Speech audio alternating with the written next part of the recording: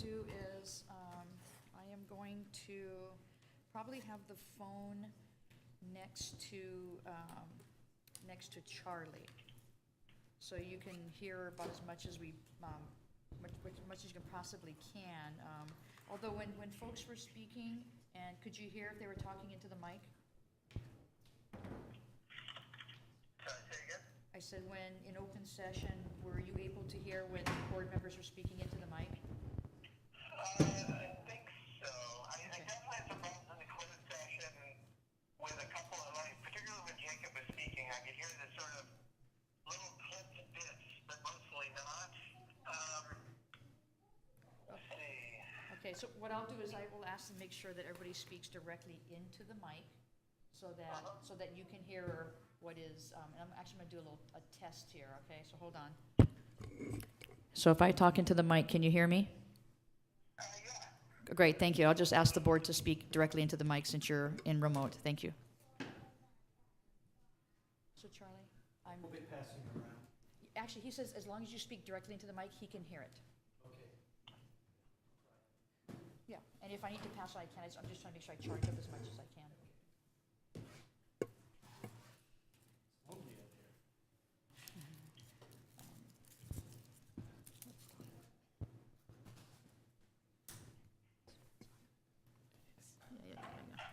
So not a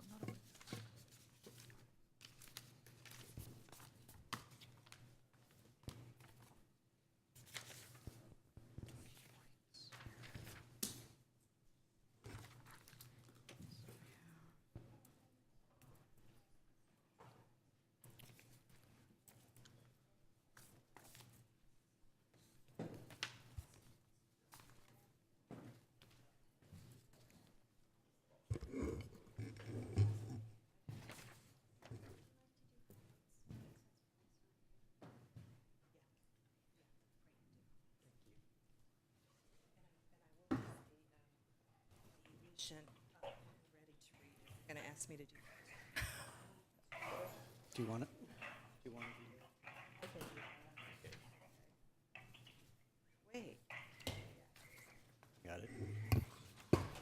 All right, I think we are ready to reconvene to open session. Could we have a roll call? Member Tutain? Here. Member Blanchard? Here. Member Clark? Here. Vice President Stapleton Gray? That was a here. And Board President Black is excused tonight. So at this time, we will have the Pledge of Allegiance for those who wish to join in. Ready? Begin. I pledge allegiance to the flag of the United States of America and to the republic for which it stands, one nation, under God, indivisible, with liberty and justice for all. So I'm a little out of practice at chairing this session. It might be a little rough tonight. And I think we will go ahead and read the AUSD mission and vision statement. Kim, thank you for doing that. The mission of the Albany Unified School District is to provide excellent public education that empowers all to achieve their fullest potential as productive citizens.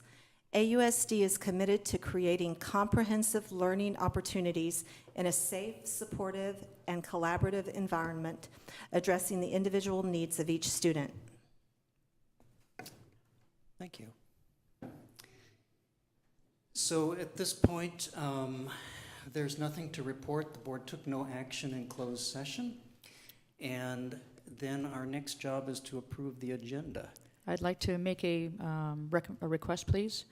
If the board please, I would like to pull temporarily the consent item for interim appointment of the Albany High School vice principal position. This will allow me time to introduce Okay, the person. Yeah, we're just approving the agenda, so at this point then. My apologies, I thought you said consent, thank you. Yeah. So, but we'll do that with respect to the consent calendar. And how about the agenda itself? Anybody have any requests for changes on the agenda?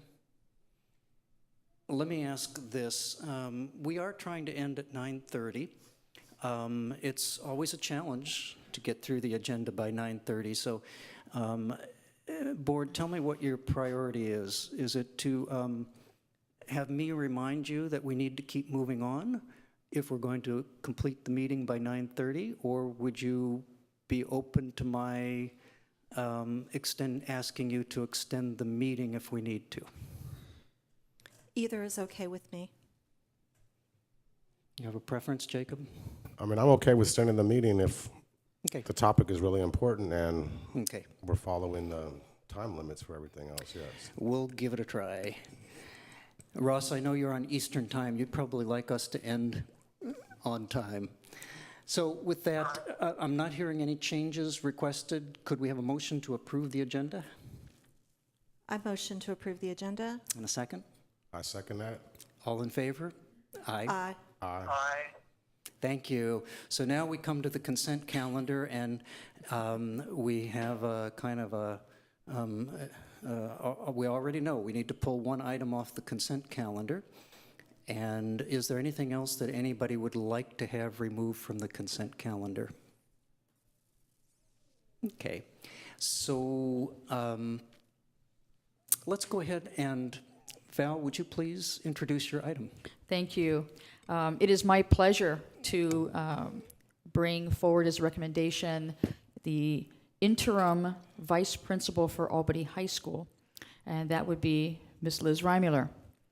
Ms. Reimuller has been a teacher for the Albany Unified School District since 1996, and she's currently a teacher on special assignment for Marin Elementary School.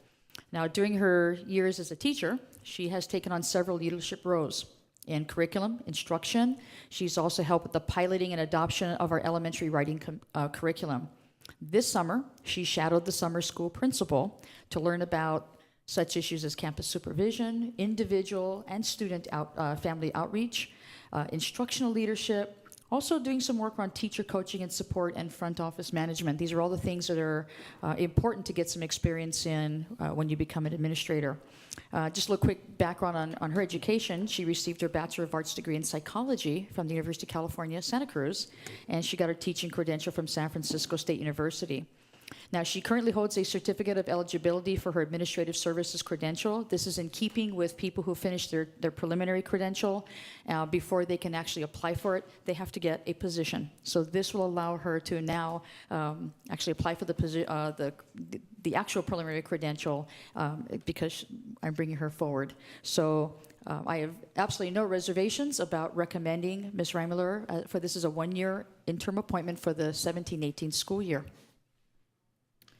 And Ms. Reimuller, would you like to come up and say a few words? Or as the board pleases, would you like to approve the consent calendar first? What's your preference, Board? Would you like to let Liz speak first? Yeah, so welcome, Liz. It's nice to have a familiar face. Thank you so much. I just want to say that I am very excited and so appreciate this opportunity to be able to continue to serve the Albany Unified School District. I'm very thankful to the district leadership and Superintendent Williams, and particularly to the board. And I look forward to working with all of the parents and the teachers, and especially the leadership team, and in order to serve the students to the best of the ability. It is really a wonderful turn of events, and I look forward to tomorrow. Thank you so much. And thank you so much for taking on this position. Anybody else like to say anything? Word of welcome? On behalf of the entire Albany High School staff, I would like to officially welcome Assistant Principal Reimuller to the Cougar Nation. Thank you for joining us. Ready for my first football game. Thank you.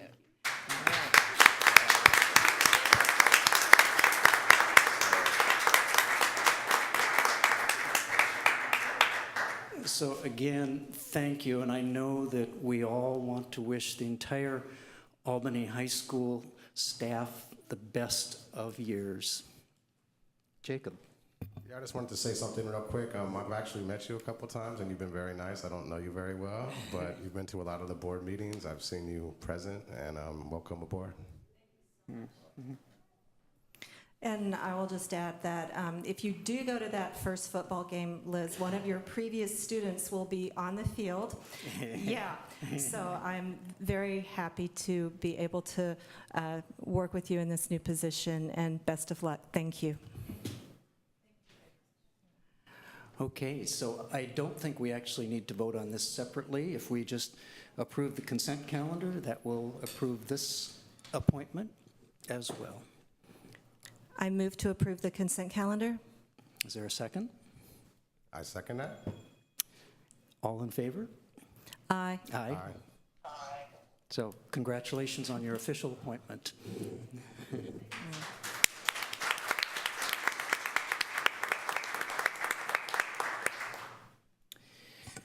So that, I believe, moves us right down to item H, which is board and superintendent report. Let's start with the superintendent.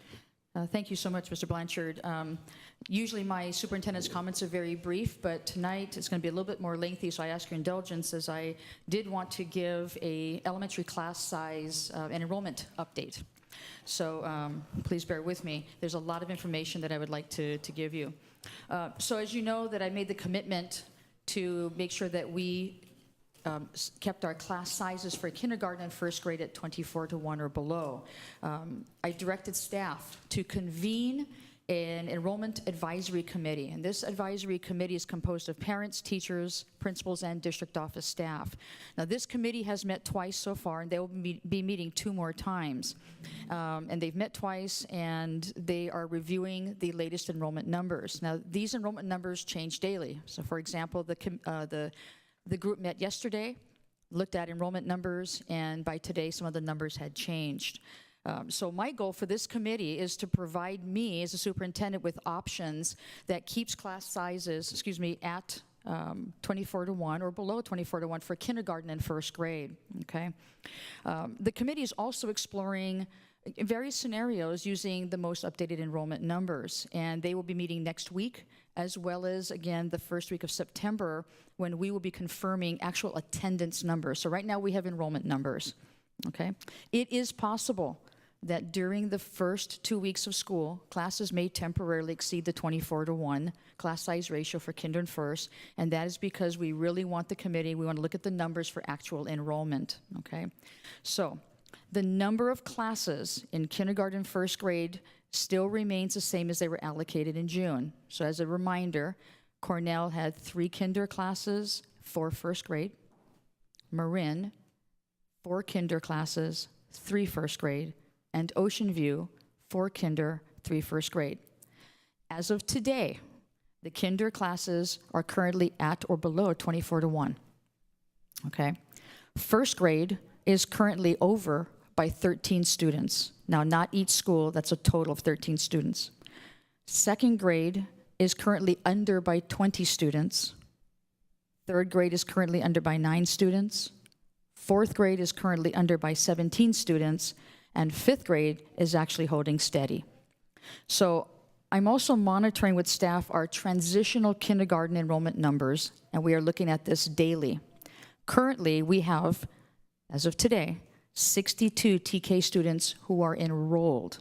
Now, I don't know if you remember last year, we had a higher number of enrollees, but when we actually had students attend, we had less students who attended, and we actually had to close a TK class. So what I'm going to do is I've directed our HR department to post for an anticipated elementary position, because transitional kindergarten is part of elementary. I'm also directing HR to secure some additional support for the TK classrooms for those first few days, okay? Once our attendance numbers are confirmed, I will make a final decision based upon the recommendations by this enrollment committee. I think having an enrollment committee is a good idea, and I am going to embed this practice annually, that the membership may change, but having an enrollment committee for elementary that has parents, teachers, administrators is a good idea. So I did want to say, at least to our families and to our public and to our staff, that I know this is an anxious time. Parents want to know where their kids are going. They want to know how many kids are going to be in their classes, and so do the teachers. But our committee is going to be looking at various options, and I want to make sure that we actually have attendance numbers. So that is my report. You'd asked for some current numbers. Again, these numbers could change as early as tomorrow. Thank you very much. You know, if I heard those numbers right, Board, if we just can shift some of the first graders into fourth grade, it'll all kind of work out. I do have one other report, but I didn't know if the board had any questions, but I do have one more part of my superintendent's report. Let me just check real quick. Questions? I just wanted to say thank you for the update. Kim? Thank you for the update, and thank you also for committing to the Enrollment Advisory Committee. I think that it's an excellent practice to have parent, teacher, and administrators all looking at that picture and trying to make some recommendations to you. And I definitely thank, and I want to do this publicly, to thank this committee for giving up their time. These decisions are not easy. They have to look at a myriad of options. You know, are we do a combo class? What are we going to do? And as those numbers kind of fluctuate, they're having to wrestle and grapple with some very difficult decisions. So, your second report. Thank you. And this came a bit suddenly, so I'm going to kind of do this a little bit ad lib. Dr. Peter Parenti has taken a position in the Hayward Unified School District as their Assistant Superintendent of Educational Services, and he will be starting there on September 1st. And I want to take this time, I'm sure the board may want to weigh in, to say thank you to Peter for all of his years of service to Albany Unified School District. You are going to be missed. My staff is going to miss you. I am going to miss you. I'm going to miss you pushing our thinking. I'm going to miss your creative ideas. I'm going to miss your collaboration, the work that you did with our TSAs and our professional development, the LCAP. I could go on forever and ever and ever. And I do have a little something for you. It's kind of like part 1 of 2. Part 2 is a little secret, okay? I'm going to withhold for a little bit later. But you may find that I show up in a place you don't expect. But if you could join me at the dais, please.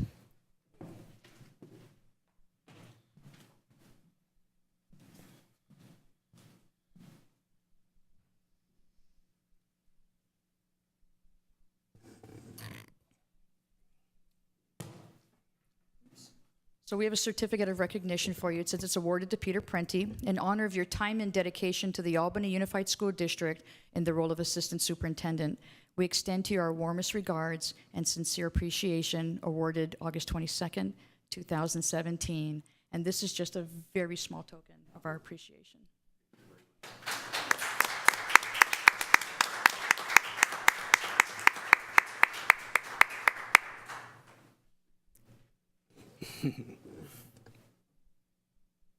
Thank you very much. It's been an honor to serve Albany Unified School District for 6 years.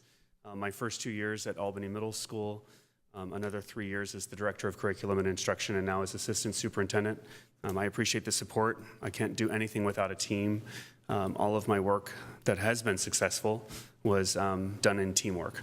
And so I want to extend a thank you to my TSA principal team throughout all 4 years in my work at the district office. That's the only way that I've gotten anything done, is with the support of TSAs like Liz Reimuller. So I know now that the high school is in great hands. The support of the district leadership team, the support of the board, I really appreciate that, and it's been an honor to serve. Thank you. So, yeah, before we do that, I just wanted to say, Peter, I've had a chance to work with you for the past 3 years, and thank you so much for your service. It's been a pleasure working with you. I've been so impressed by your knowledge, your dedication, your commitment. We're going to miss you. Thank you. I wanted to add to that you're a true professional, and I found it very invigorating to work with someone who is concurrently getting their PhD. You brought a lot of ideas in. You brought the latest to our district, and they're lucky to have you. And just that reminds me, even my PhD couldn't have been done without my teamwork. The Black African American Parent Engagement Team and I started a journey 3 years ago, and they were in full support of my dissertation and helped me learn a lot. And so that's something to be proud of in Albany, and I want their support for the rest of their time here, of course. I'm going to Hayward. It's where my father taught. It's where he was a teacher for 25 years. It's where we were born and raised. And it was a real honor to have teachers waiting for me at the board meeting last Wednesday night, to have people that I know, and to have a huge school district. Oh my gosh, 21,000 students are waiting for somebody to lead educational services. So it'll be a challenge, but Albany has helped me prepare, and I appreciate that. Thank you. Yeah. Thanks, Peter. Mm-hmm. Want us to come around? Yeah, we'll just be back here. There.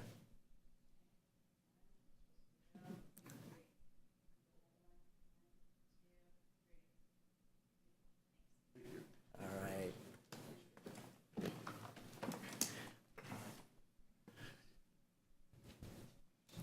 So we're covering a lot of territory under superintendent and board comments here. That concludes my report. Thank you, Val. Board, any comments?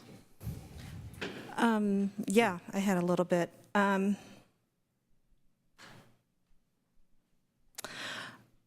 I just joined the board in December, and one of the things that I have thought about a lot since that time is increasing communication between the board and the community.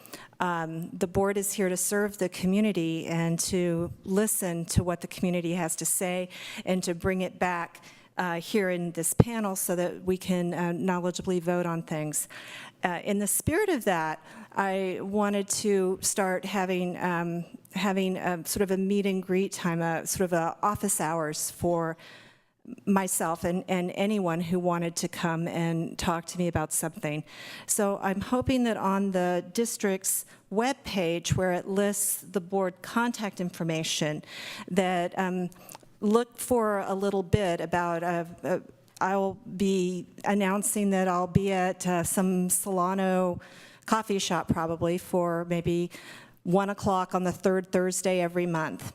And I think even more exciting than that, I approached Principal Ritchie of the high school and asked if we might have an office hours at lunchtime in the atrium of the high school, hopefully with the student board members, so that at least once a month, students who want to just stop by and chat with a board member or a student board member will just be right there on site and accessible to them. And we'll publish out that, that time and date when it's established. Thanks. Thank you, Kim. Okay, I think we're ready to move on. So we are on item I, persons to address the board on matters not on the agenda. I have one card here and I see one hand there. Let me start with the person who actually left me the speaker card, and then I'll call on the next two people. Olga.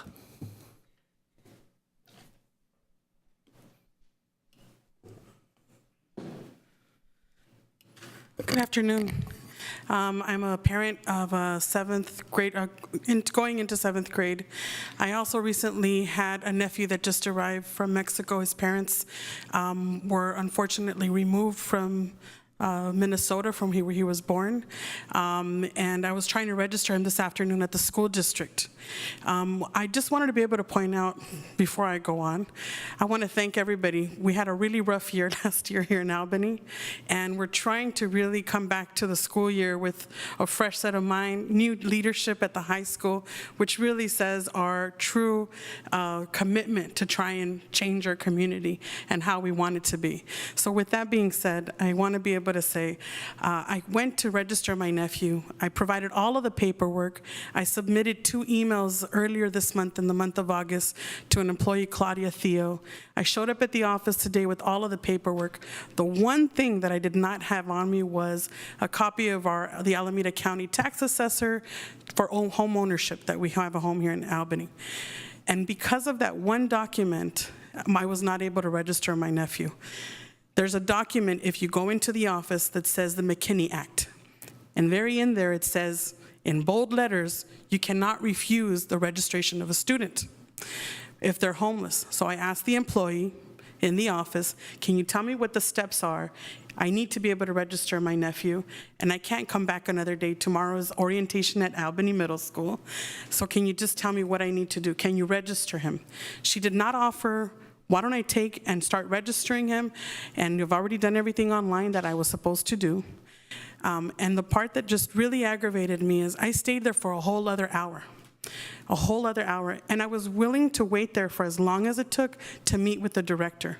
That same employee that met me went back to the back of the room 4 times or 3 times, 3 or 4, 3 times to the very back, said they're still in a meeting, she's still in a meeting. I'm fine with that. I understand.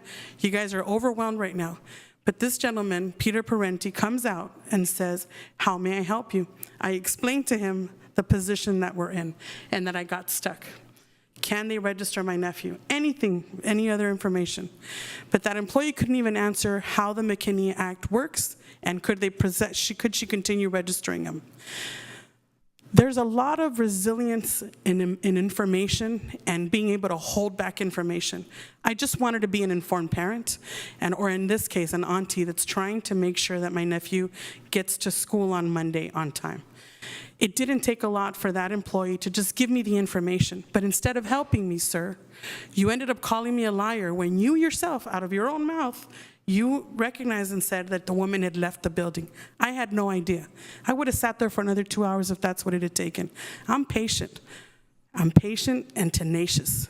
But what I do want was an answer that you couldn't afford me either. But yet you were there for I don't know what purpose, whether it was to placate me. I wasn't acting crazy. I wasn't upset. I just wanted some answers to know what the registration was, what other steps could be taken. I am a homeowner, but damn it, I forgot that one last document. And I think as a parent that's always at these meetings and at City Hall meetings, I should have at least been afforded an opportunity to say, let me take what you have, and if you can send me that information by PDF, he'll be able to get into the school and you'll get a call at a later time. That's all it took. But there was no effort on that part. And as a woman of color, right now there's a lot of sensitivity. And in the line of work that I do, you could look at me and you can judge a book by its cover, but this sister has been to a lot of places and knows a lot of great people too. Don't get it wrong. So I would just ask that in the future, I still have all the paperwork on me. I wasn't able to register my nephew. He's going into the 8th grade, does not speak a word of English. This employee, Claudia Theo, was not able to answer any questions as far as ESL programs within Albany, was not able to tell me who I needed to be able to meet with that could give me some semblance of direction to assist my nephew. What are the programs he could get into within Albany? Nothing. And I kind of felt that that was a disservice. Had I been another person that's not stubborn to get information and will sit there for however number of hours it'll take, that person would have left and said, maybe they don't want my kid in this school district. But I'm not. I live here, and you're gonna have to deal with me just like I have to deal with you. Thank you. Thank you, and I think what we need to do is refer this back to staff. Could I ask the superintendent to follow through and make sure if we have a student who needs to get registered, that student gets registered? Yes, not only that, but please, before you leave, I'm going to ask Director Marie Williams to please connect with you before you leave tonight. Thank you. Okay, thank you. So I think the next hand I saw was the gentleman in the back right corner.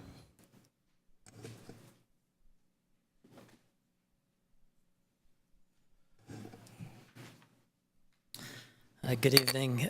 My name is Sanjay Rancha. I'm an Albany resident, and my wife and I and our 2 boys have lived in the city for more than 6 years now.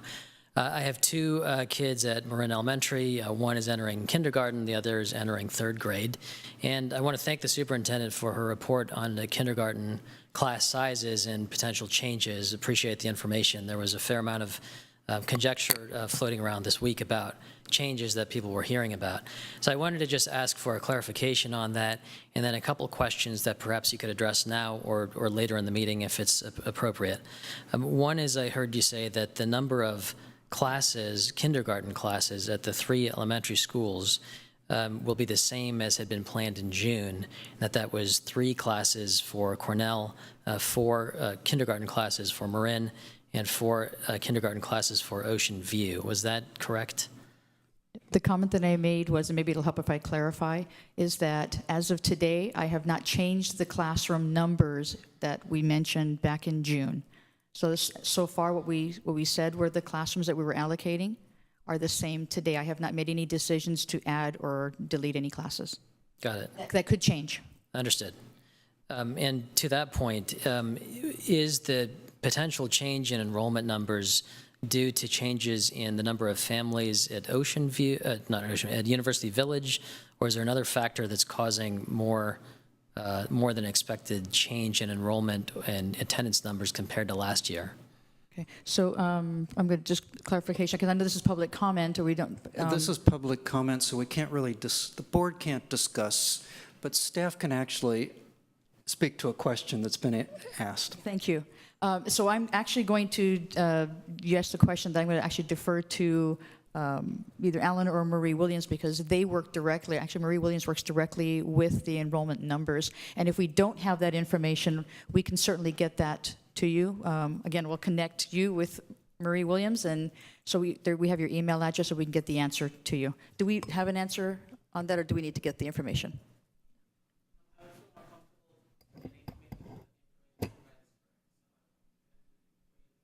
Thank you. Okay, so Okay. just so, because I know that it wasn't recorded, but just that Marie Williams is going to connect with you directly to give you the answer to your question, so we know the answer is accurate. Thank you. And then last question or comment is, in the event that any changes were made to the number of kindergarten classes at any of the elementary schools over the next few weeks, it sounds like based on attendance numbers, there's concern by a number of parents, not all of whom could be here tonight, because the situation seems to be developing and sort of in flux, but that there's concern about how the teachers who are allocated to teach those kindergarten classes would be impacted, and how that would be handled in the event that there was a reduction in the number of classes. That is one of the many things that our enrollment committee will be grappling with. We have to look at several factors, unintended consequences, depending on the different ideas, everything has an effect, and it could affect where the class is opened, what happens with new enrollee families. We try not to move existing families who have been previously enrolled, so there's a lot of factors that we have to look for, and that is also one of them. Understood. Thank you, and appreciate the providing the information proactively earlier in your report. Thank you. Thank you. That does remind me, Val, that we probably will want to hear a first day of school report from you at the next board meeting. We will have that. It'll be part of my first day ready report. Great. Thank you. There was one more question or comment, 2 more maybe, but I saw your hand first, then Alexia.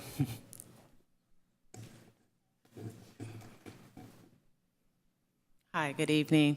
My name is Chuck McDonald, and I am a parent of Olivia Smith. She's out in the hallway playing with her daughter, my other daughter.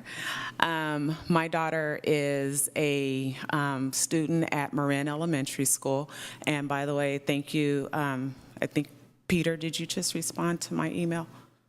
Okay, maybe he's not here. Okay. My daughter's been enrolled in Marin since kindergarten under Principal Ritchie. She's entering the 4th grade. We recently had to move out of the district due to financial reasons to El Cerrito, and we followed the protocol by getting a interdistrict transfer from West County. They approved it and sent a letter advising that they would send it over to Albany, and they would contact us and let us know the status.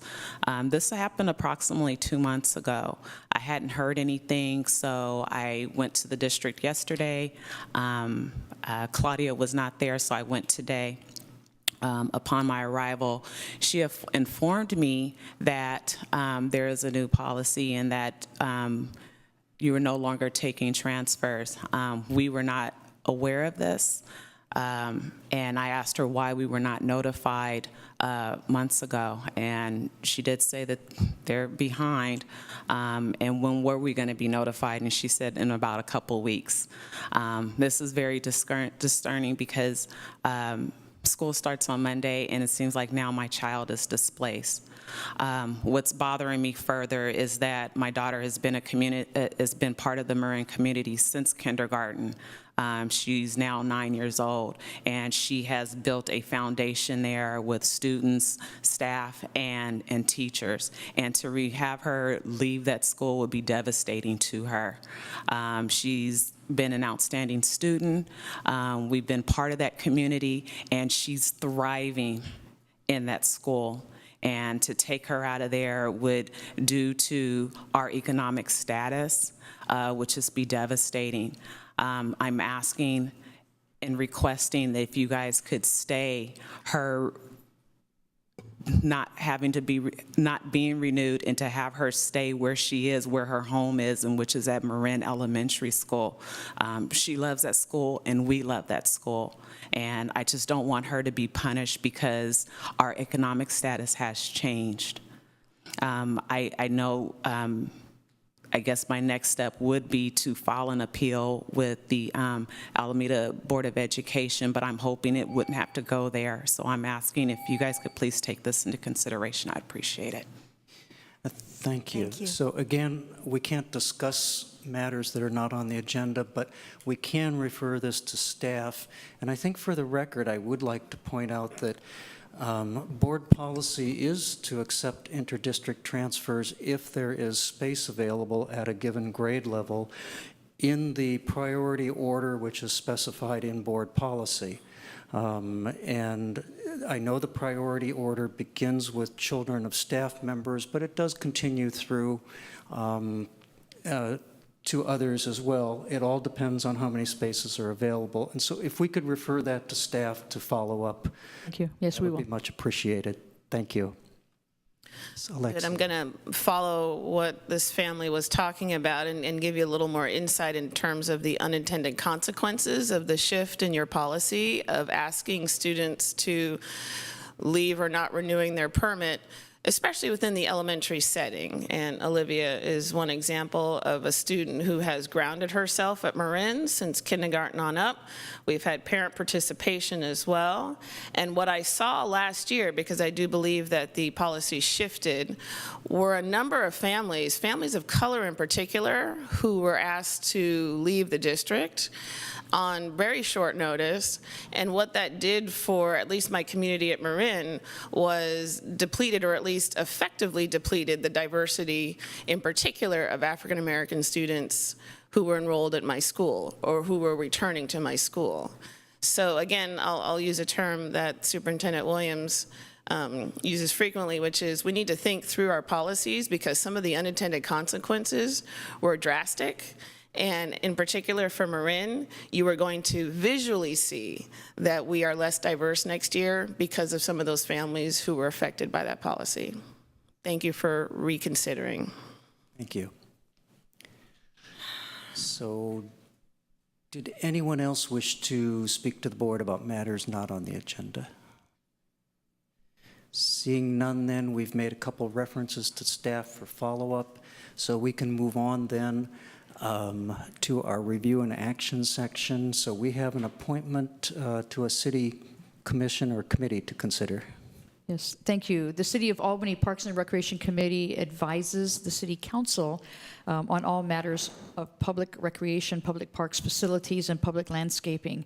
The Board of Education appoints 2 adult members, and we have a position that is open. And so the board has a statement of interest. There is one applicant, Harriet Patterson. So you've had a chance to take a look at this. And so this is a review and action item for the board. So, thank you. We've had a chance to read her application. Do any of us have any questions? Russ says no. So I think in this case, the proper response is to say thank you very much for your service. What we need to do is accept that with, we need a motion to approve this appointment. So. Yeah, I make a motion to approve the appointment of Harriet Patterson to the City of Albany Parks and Recreation Committee. I second that. So motion's been made and seconded. All in favor?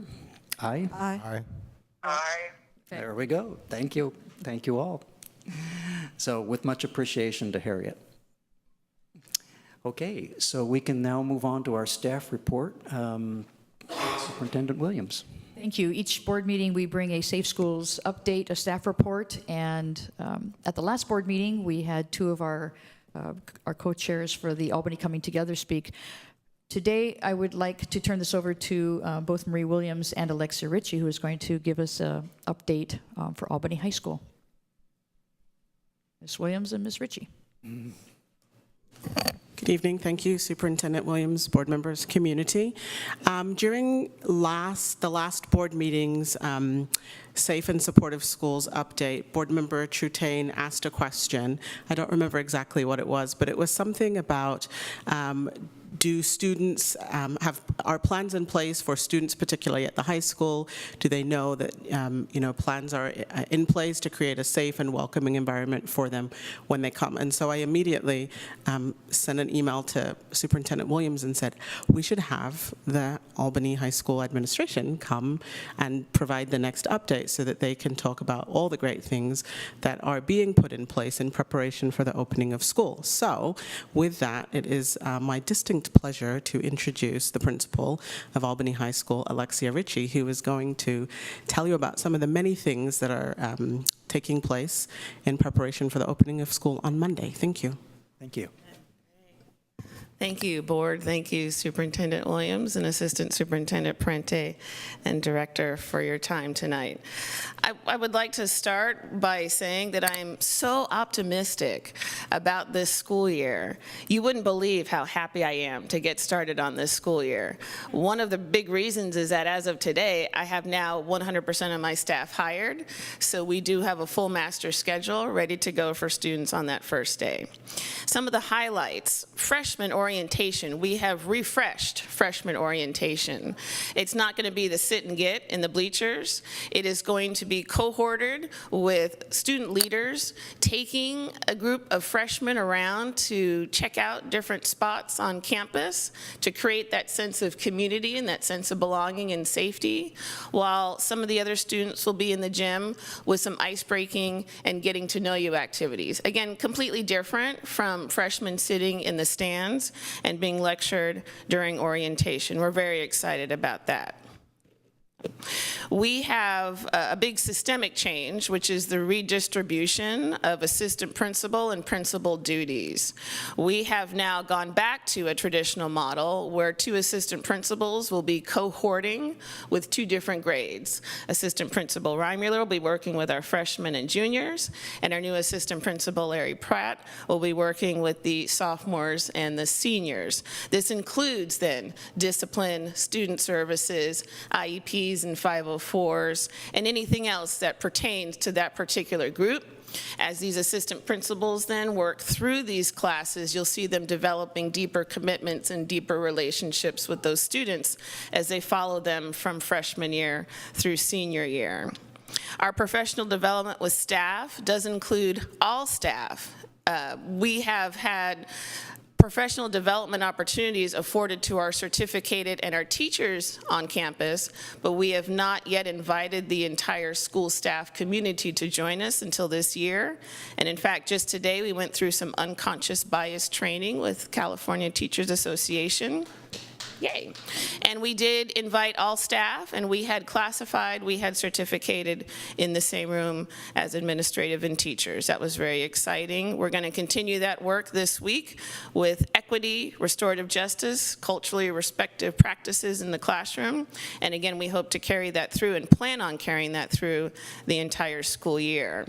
We have our student groups, Speak and Stand. These are student-led initiatives who will go into classrooms either at the high school level or at the elementary level. I believe they're going into the elementary schools as well. Again, student-led initiatives on equity, making sure that students are hearing from other students what it is to be a community member, especially in Albany.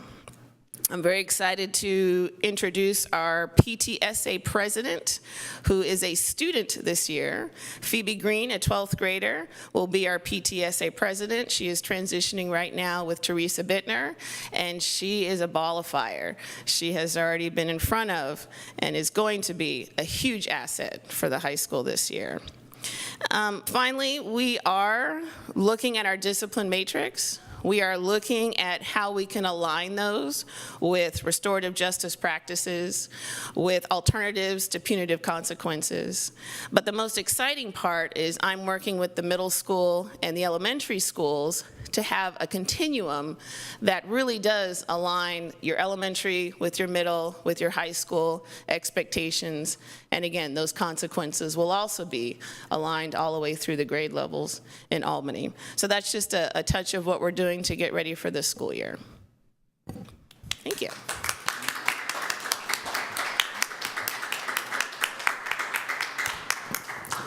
I'm really excited about the start of the school year too, and maybe a little bit envious also of Principal Ritchie. I think being a high school principal is one of the best jobs there is in the field of education, so I'm looking forward to working with Mrs. Ritchie and the high school this year. And if there are any questions, we would entertain those at this time. First, thanks for the great report, and thank you also for being so responsive to what the board requested last time, so double thanks. Board, do we have questions? Comments? My comment would just be thank you for all of that effort. I'm really excited to hear about the refreshing of the freshman orientation. That sounds like it's going to be a much more fun day and a day that will help start building bonds. And also the student-run initiatives, I think, are really exciting. I'm glad to see that those are carrying over and carrying through into this school year. Thanks. So again, thank you. So that brings us to the next item on our agenda. We are at item number L1. We have an Albany Middle School Annex update. Thank you. I'm going to turn this over to Alan Gard, who is going to introduce our architects to give you a much-needed Albany Middle School Annex project update. Mr. Gard. Oh, yes. Yeah, so I think I'm going to drop off. I'm going to regret missing L2 in particular, but given the sort of the quality of the sound and all that, I think I'm just going to watch the whole thing tomorrow. But if you could just pass along my regrets for having to drop off, it's almost 11 o'clock here. Okay, thank you, Russ. Appreciate your being on for this long, and we still have a quorum, so we'll carry on. Thank you, Ross. Thank you, Superintendent Williams, Board of Education. So tonight, while the screen updates, we'll be presenting the Albany Middle School Annex design that has been worked on for, honestly, several years. And one of the great things about this is that it's there's been a lot of great additions to it. There's been a lot of discussions and input, and I believe this is something that that staff, that teachers, parents, and the community can be proud of.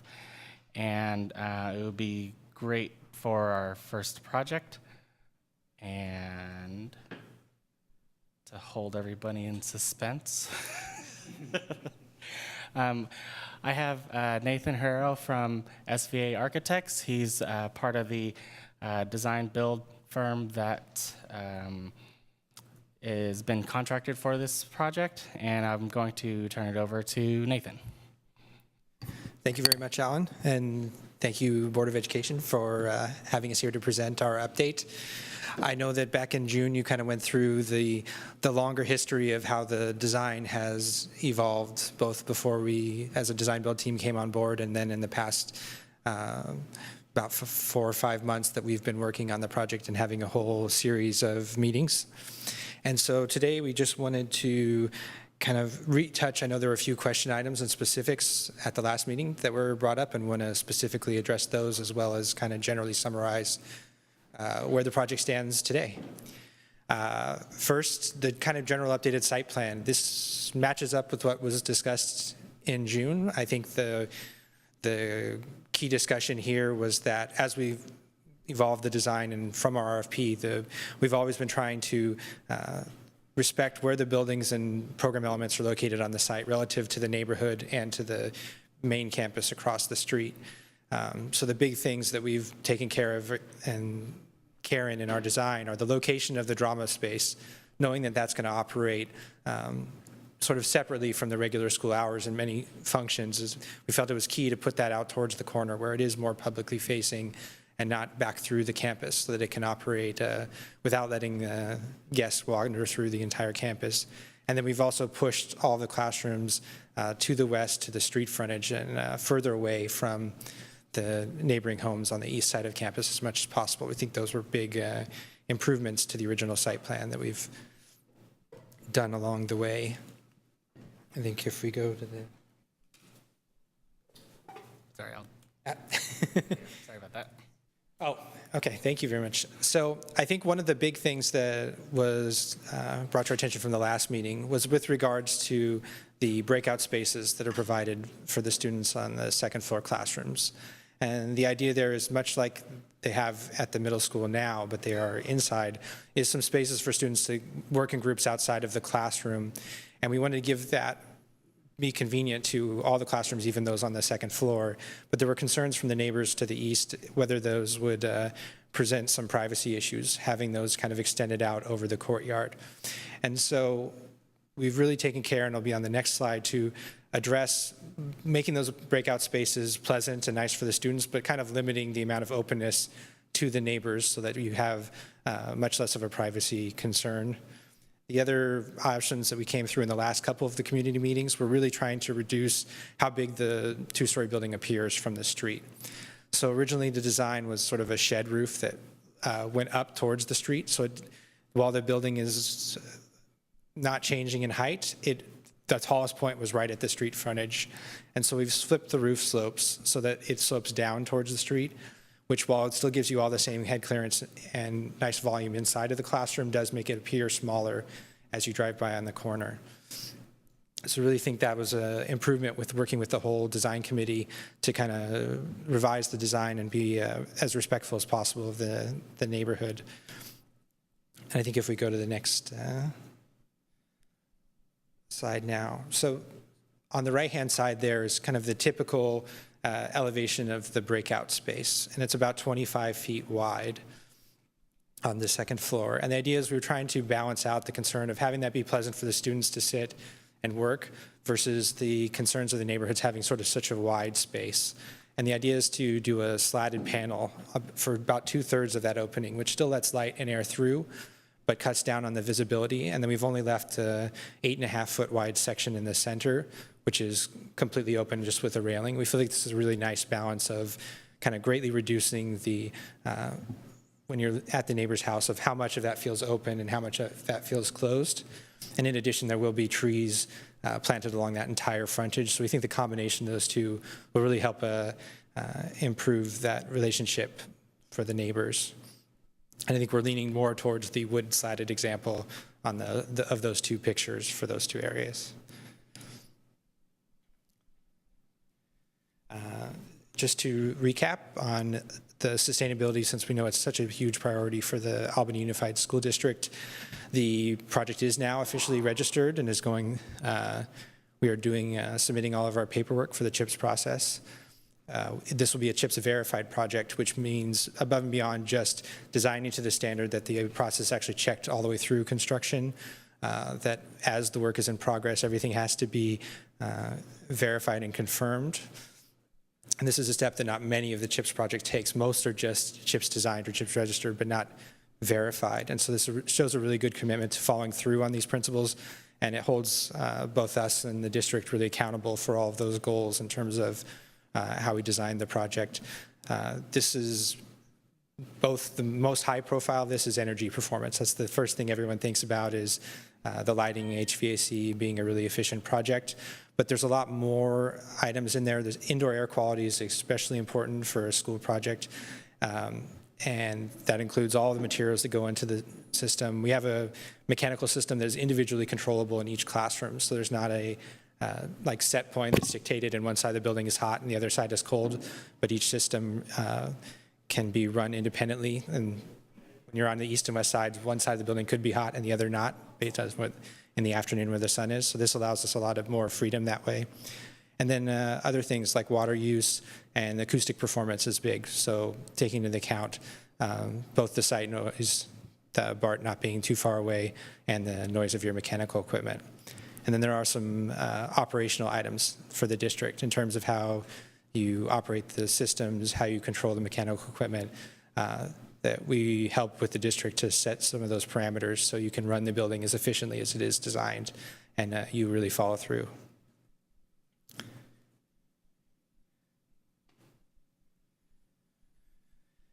And another update that I think is great on the sustainability side is the district has applied for Prop 39 funding, which will finance right now it's estimated 81 kilowatt solar panel array. And so we have designed the roofs to sort of remain wide open for the installation of the solar panels. So this will be a substantially sized array, but there will be even space for expansion still on the roof after this is done. And I know the district is looking to hopefully get the state to confirm the funding here shortly, and that we can then roll those solar panels into the project and get them installed right away. As soon as the campus is opening, the solar panels would be up and functioning.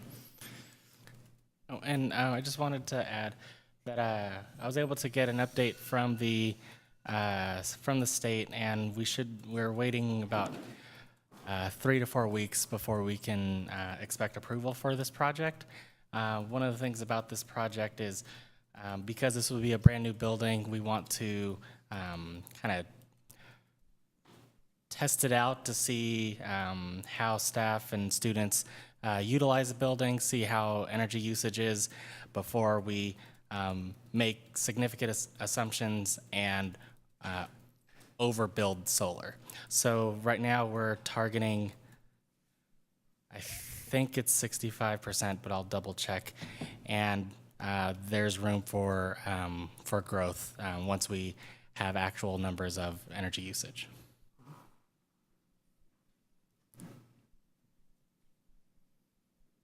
And then another item that is sort of smaller in scale, but definitely more immediate to the teachers there. And this is, we spent a bulk of probably 2.5 of the committee meetings going over this, was really kind of fine-tuning how each individual classroom space is laid out, because this is really, really important to the staff. And so I think on the left you see is more of the RFP, the original concept for those classrooms. And it did employ what is more the traditional teaching wall, which has either television or projection board behind sliding marker boards with a combination of storage. So it does provide a lot of storage, but in a classroom environment where you might want to have more group learning and some flexibility to move the seating around and have different configurations, it takes up a lot of space inside of the classroom. You have 960 square feet for the classroom, but in that original configuration, you might lose 15% of that space to the cabinets. So while it's nice to have storage, can we do it more effectively and still leave more open footprint area within the classroom? So we went through a few different versions of this. We had some alternates, and it was really important to the staff that we actually went out and verified the existing classrooms to see how much storage space was in there, how much was used, so that we then didn't give them anything less than what was already in the on the main campus. And the version on the right is the updated version of that.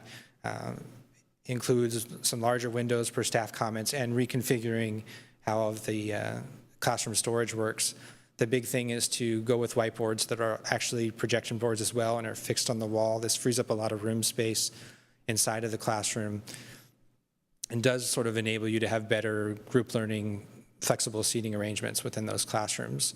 And so I think everyone ended up very happy with the revisions between those two options as we moved along. And isn't it true that we were planning on like a darker classroom in the RFP, but now it's, bright light, and I'm just joking. It's just the color. Fully oxygenated.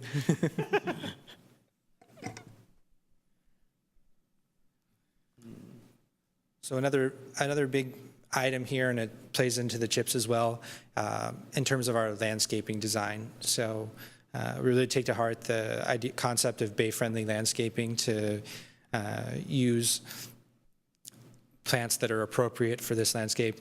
Much of them are native plants to the Bay Area.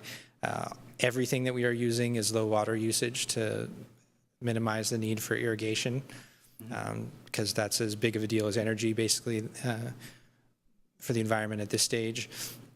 And then we do have a few areas that are planters that will be bioretention areas, because due to storm water regulations, we now have to keep all the storm water on our site. So a few of the planters there, you don't really notice them. They'll look a little lower than the rest of the planters, and that's where all of your storm water will get treated and percolated out through the site. And I'll just add that their landscape architect, their landscape architect was up for the challenge where we said we needed to provide trees that provided cover and privacy, but also there's a very very narrow space to add the trees. And so we have the top right corner trees that would be located along the property line.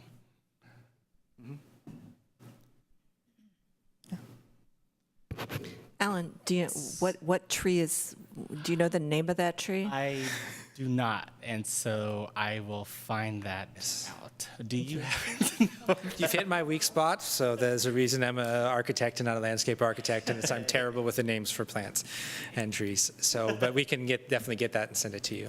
It looks, I'm not sure, but it looks like a crepe myrtle, but I'm not 100% sure.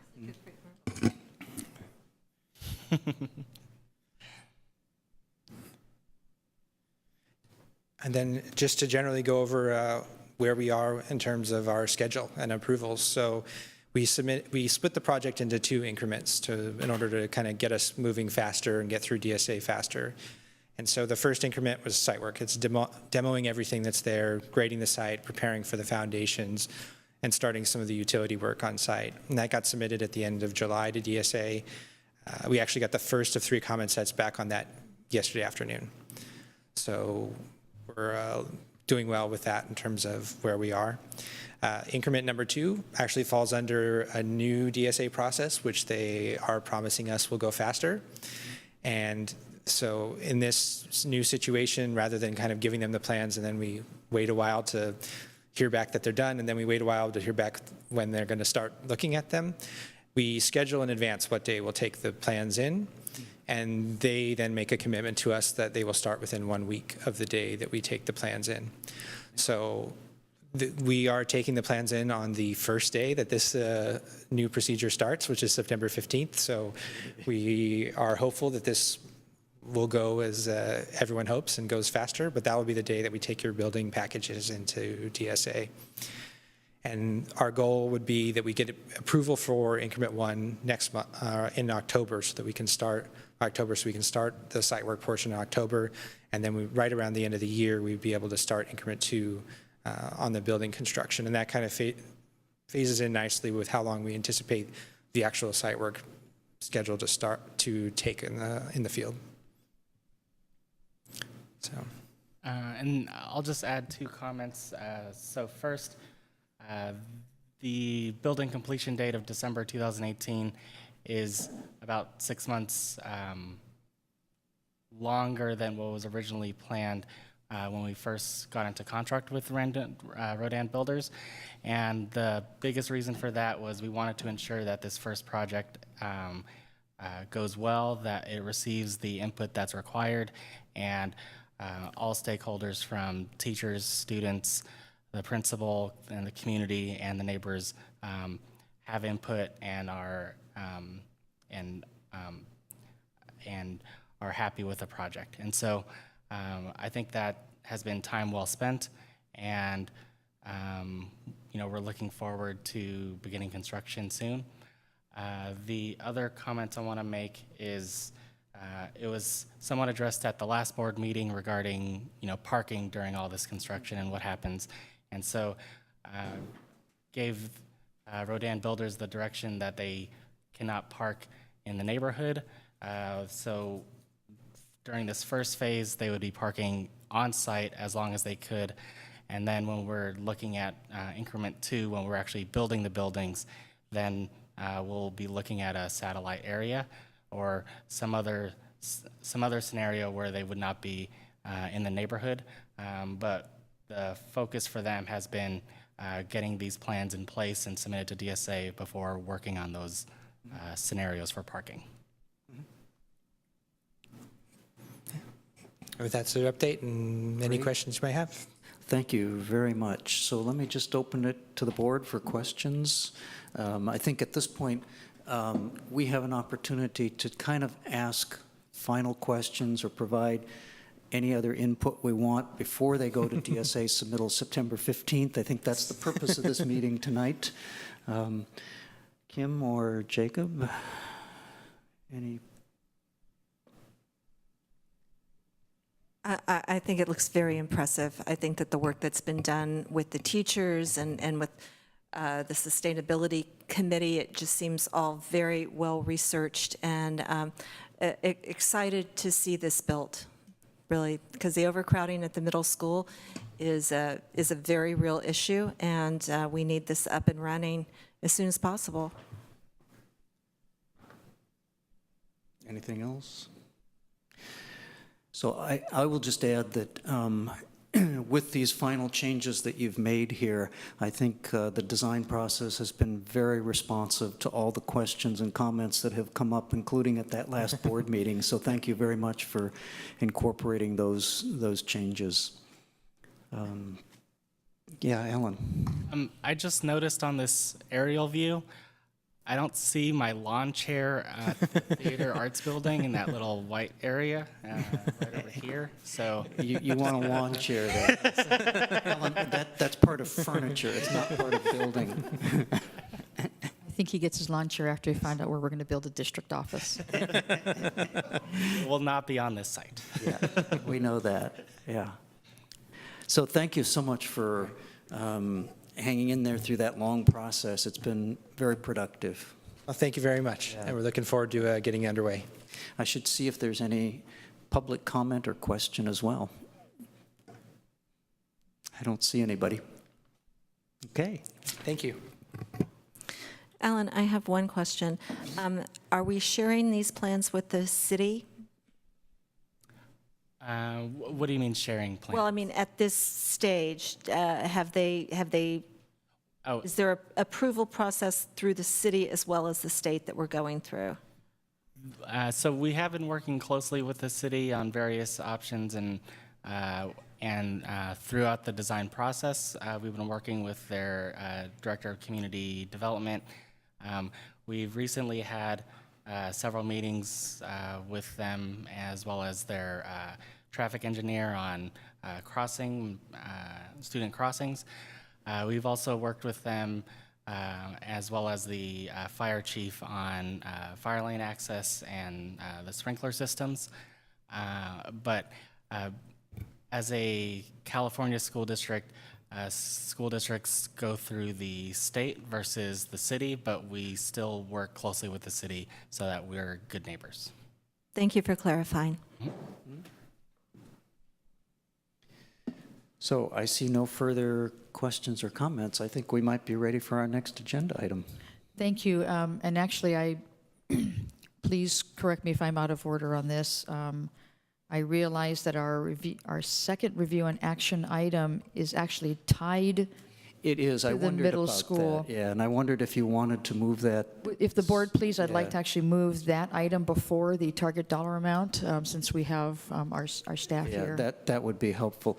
Jacob or Kim, are you okay with that change? It actually appears on our agenda as the very last agenda item. It is, yeah, I think you've got it. I can't pull mine up fast It enough. will be on page 84. It's the Albany Middle School Education Specifications. So this one is something that we need to take action on. You're looking for an approval on that update. I see no harm in moving that forward. Yeah, okay, let's do that.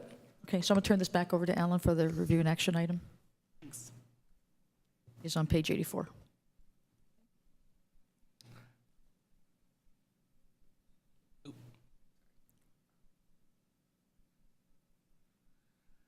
So this is, sorry about that. So in the early 2000s, the state had the bright idea of ensuring that the schools that they build fit the programmatic requirements of the school. They began doing that, they began making that a requirement in the early 2000s in order to access state funding. And so because this is technically a new campus, this is a requirement in order to access the state funding. What the education specifications are a explanation of the design that we plan to submit to the state, talking about how we would utilize each of the rooms, what would be in them, and also like a summary of what process was used to develop the educational specifications. And so the educational specifications were in the board packet. I received several questions regarding it, but nothing major, I guess, would be a good word. And so I wanted to see if there were any other questions that the board may have in open session before taking action on this item. You know, I think what I should do is just check with the other two members who are here. If there were any questions that you posed to Alan, and he sent answers to you, but you feel that should be raised and answered here in open session, would you like to bring them forward? My comments were small and they were answered. So there's nothing sufficiently major, okay. Jacob. And it's pretty clear to me too. I mean, after reading it, I don't have any questions. Okay, all right, so Alan, back to you. Thanks. One thing that I do want to point out is one of the major topics throughout the design of the middle school annex was the addition of a culinary arts classroom. And that was originally in the request for proposals, and throughout the engagement process, there were a lot of difficult discussions on whether we keep that or not. Due to funding concerns and the need to ensure that we're able to execute all of the projects effectively, we wanted to hold off on including the culinary arts classroom, but we didn't want it to be forgotten, and so that's why it's in the educational specifications, but just with a holding pattern in place. We have SVA architects who purposely created the current layout in order to allow the opportunity to add a culinary arts classroom in the future, should the board choose to do so. But at least this way, it's memorialized that there were difficult conversations and that there was a need there's a need for a culinary arts classroom, but due to priorities and funding, it was put on hold.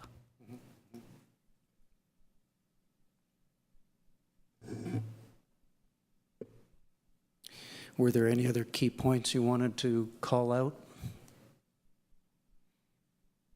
I just want to thank all the teachers, the campus supervisor, the principal, all the departments that were part of the process in developing the educational specifications, as well as the current design of the Albany Middle School Annex. This was as well as the Sustainability and Integrated Design Committee. It's been great to tap into all the expertise that's in this community. Mhm. Good. So I found the document very readable.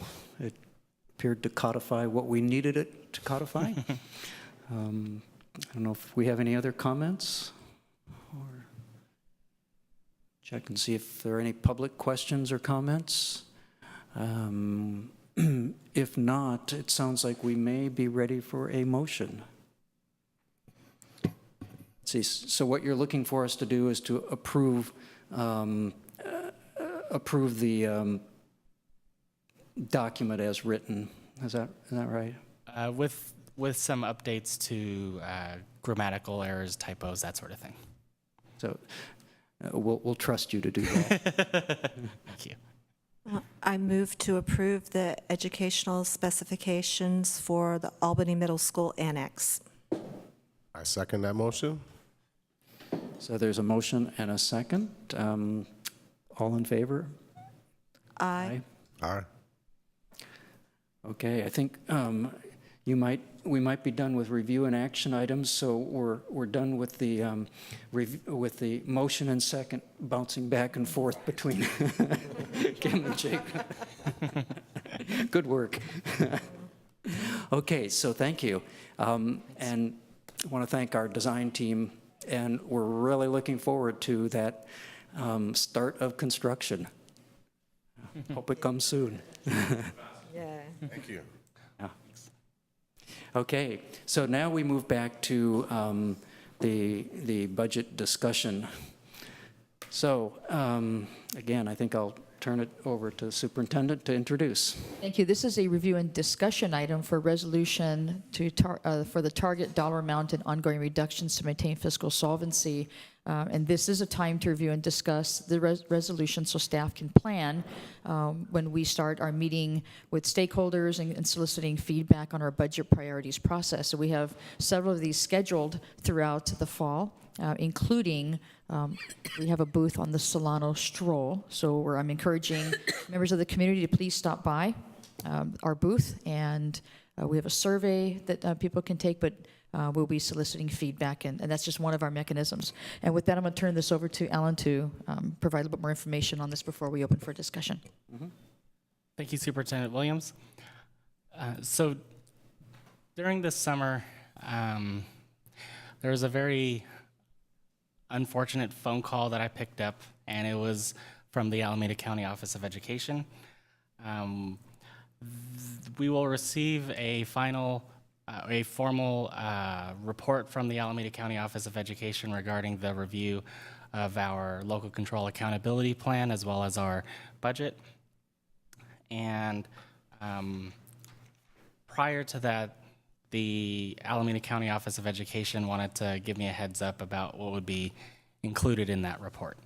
And so due to our financial situation, which is very similar to districts across the state, we're actually doing better than some districts in Alameda County, but this Alameda County Office of Education wanted to give me a heads up that due to our annual ongoing deficits that are projected in the adopted budget, that they are going to require that the board adopt a resolution that they're committed to addressing that ongoing deficit. This has been something that they've kind of noted indirectly for the past few years in all school districts, but because of where the state is regarding their financial situation and their projections in the out years, as well as the continuing cost escalation for retirement benefits, the Alameda County Office of Education is requiring a resolution that the board is committed to fiscal solvency and want to have embedded in that resolution a target dollar amount that we would be working towards. This does not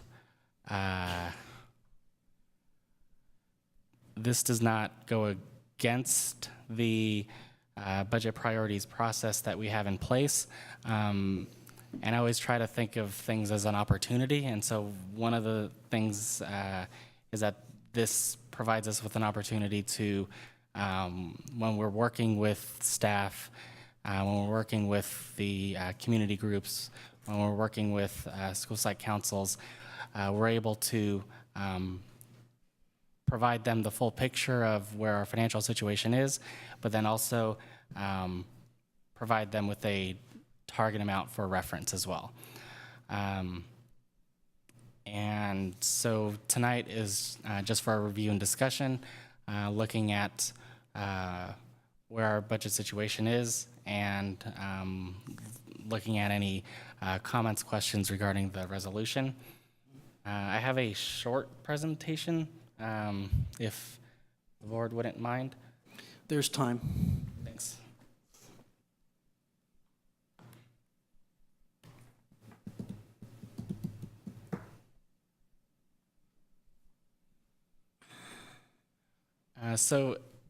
This has not been where we are is not a complete shock due to how the local control accountability plan and local control funding formula were adopted by the state in 2013. This has been something that superintendents, boards, and CBOs have been clamoring with the state about, but it's been going on deaf ears for a few years because there's also been there have been continued increases of funding.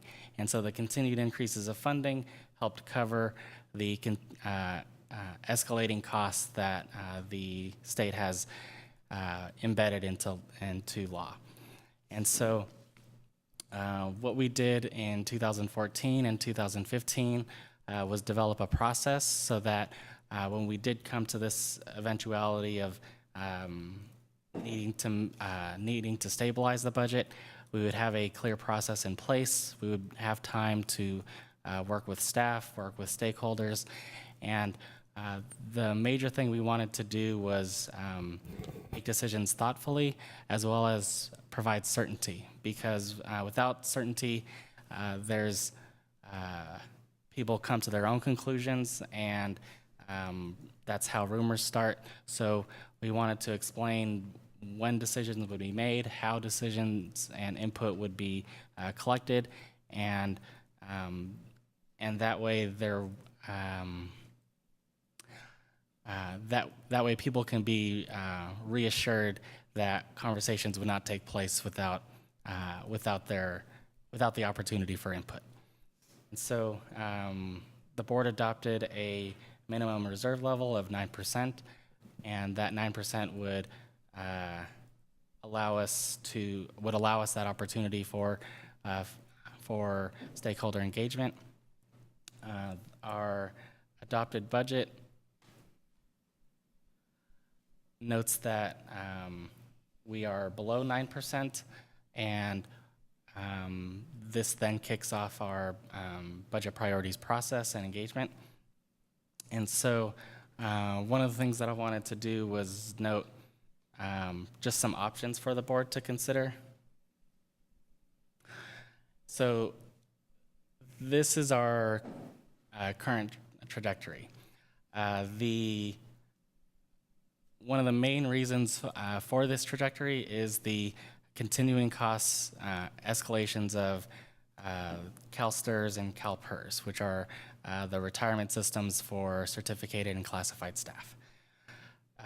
That is coupled with the flattening of revenues that are projected by the state, and so that's why there's this red scary line. I added 2020-21 to note where we would be when we adopt next year's budget, because 2020-21 is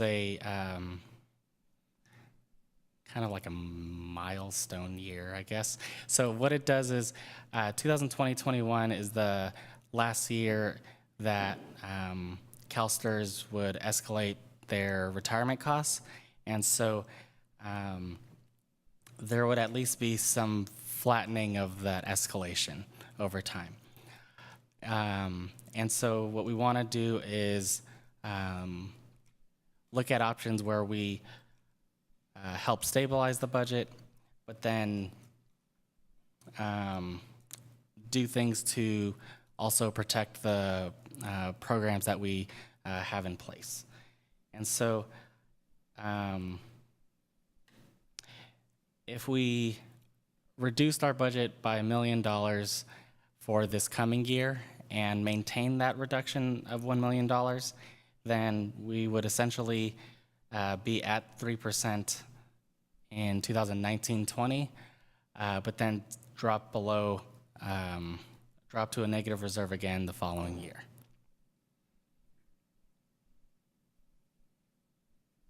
If we reduced by $1.6 million for the upcoming year and maintain that reduction, we would be able to have the state minimum reserve of 3% by 2020-21.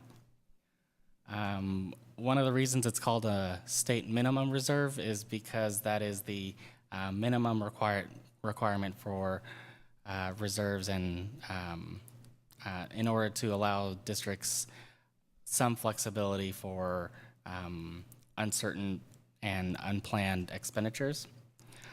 However, this minimum is inadequate in order to address some of the challenges that that we project going forward. One of the items is the governor has been reminding the state that we are on this. We are on one of the longest standing time periods of economic growth, even though people may not feel it, and based on that, he and the Department of Finance project that at some point there would be this recession, and when a recession does hit, then the revenues that are currently in our projections would decrease. The other point regarding the 3% reserve is that it does not cover one month of payroll, and so it does not ensure we have adequate cash on hand to meet payroll, and so it brings us to the potential of needing to borrow money if the state does some of their accounting gimmicks that they've done during the Great Recession several years ago. This is a line if we reduce by $2.8 million for the upcoming year and maintain it. This would ensure that we would meet our board policy of a 9% reserve by 2021. And then this is a line if we reduce by $3 million for the upcoming year and maintain that reduction, that we would essentially maintain the level of reserves that we have now. And so we are looking at, we have meetings in place for school site staff, PTAs, school site councils. As Superintendent Williams mentioned, we have a Solano Stroll booth, and we're working on finalizing some more dates for meetings. We're looking at review and discussion at this board meeting, and then planning on September 12th to be the time for an action on the board resolution. So before the board asks questions, can you clarify why September 12th is a date that we need to bring this back for action as opposed to bringing it back in October? Yes, so there's two items. One is we would want some clarity before going too far into the meetings with all these groups about what is our real target reduction. And we are getting a formal letter from the Alameda County Office of Education in mid-September when they're planning on formalizing us, where they're essentially requiring us to have a board resolution in place. And so by having that heads up, I wanted to provide the board time to review and discuss, because this is a difficult decision. So thank you. I'm just going to do a quick time check. I think we have ample time for discussion right now because we have no other agenda items after this one except for just checking for future agenda items. I think we can easily give this a half an hour or so, and then we'll have time for the last few items, and we'll be on time. Yes. Yeah. Okay. Actually, Charlie. Yeah. Did I forget something? The agenda has us finishing at 9:25, I think. So Yeah, so it's 8:35 now, half an hour will be 9:05, and then we'll have a couple other items. Oh, yeah, you're right. Sorry. Okay. Sorry. Yeah. Yeah. That's an old-fashioned clock there. It's got hands on it. Hard to see from back here. That was the problem. Okay, we're good. We're good. Okay, so thank you very much for the presentation, Alan. Let's see. I think what I should do is, let me start on my left at this point, this time around. Kim, would you like to ask questions or provide any feedback? Maybe a little bit of both. This is a grim scenario, Alan. This is really, really hard to look at, because since our budget is 87% salary and benefits, when we're looking at cuts, there's not much that you can cut besides cutting people. And when I see numbers like that on the screen, those are massive cuts. That's a real change in the educational program in Albany, and not what I wanted to do here in my 4 years on the board, to reduce to a skeleton crew our staff. I do want to point out that just a couple of reflections. One, for this resolution that we need to send to the county, I think that we could do the minimum there that would satisfy them, and I think that would leave it up to us as a community if we decided to do more. I've noticed in your budget presentations that you've often put in a slide that said something like, we wanted to do this in a one-time process, not do it over and over again. I'd be interested in hearing where that idea comes from. I think I saw something in the board packet about how you feel like it might be demoralizing to cut again. But on the other hand, I think that we're looking at continued escalation of our PERS and STIRS retirement costs, yes, but we're also looking at a statewide election, and we might have a governor who's more inclined to fund education before we get to some of these outer years here. So there could be positive changes as well as negative changes. And so if we were to take the highest level of cuts that you show on the graph, if we were to go with the green line and make really massive cuts in staff, I think that would be tremendously demoralizing as well. And I'm not sure that if things did change, what if we got to the point where we found out that had been unnecessary and we lost people that we would really, really want to have stayed here? So I'm mulling over those sorts of questions. Mm-hmm. So on the first page, on page 79, if someone could put that up, I'd appreciate it.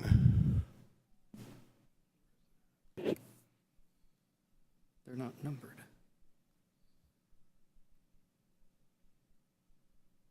It's 80, there you go. Go back up one. One more. There you If go. you then could scroll down up a little bit, please. Take her to the three options of the 1.6, the 2.8, and the 3. Yeah.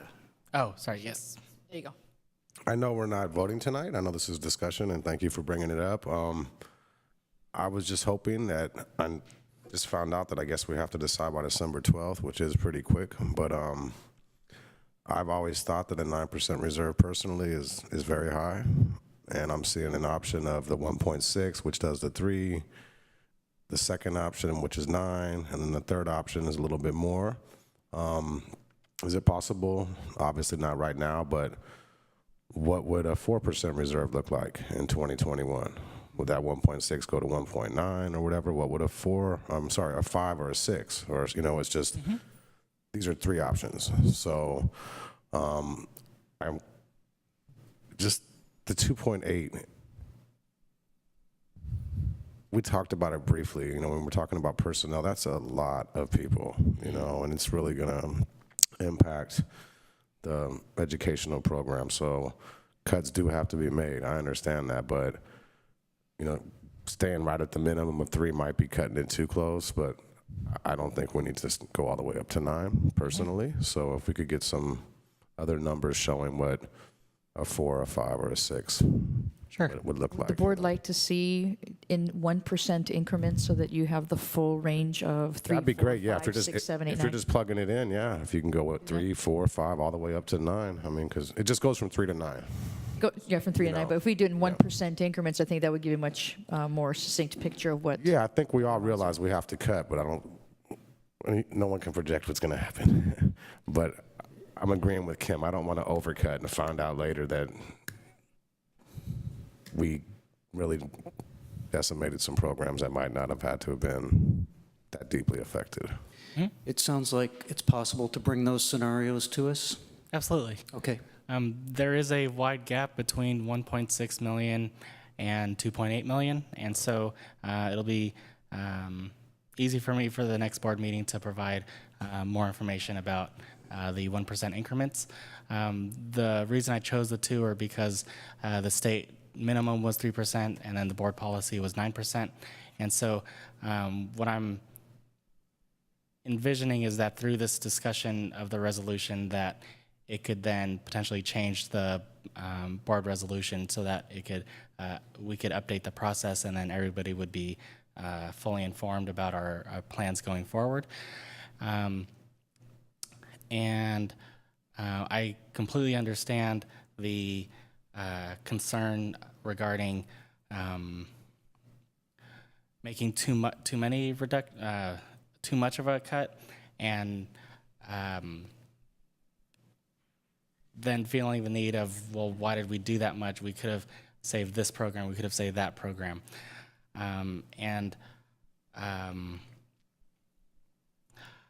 The other side of it is if we don't do enough, then it would be somebody else who would make the decisions on reductions. It would be the county office. It would be a fiscal advisor from the state.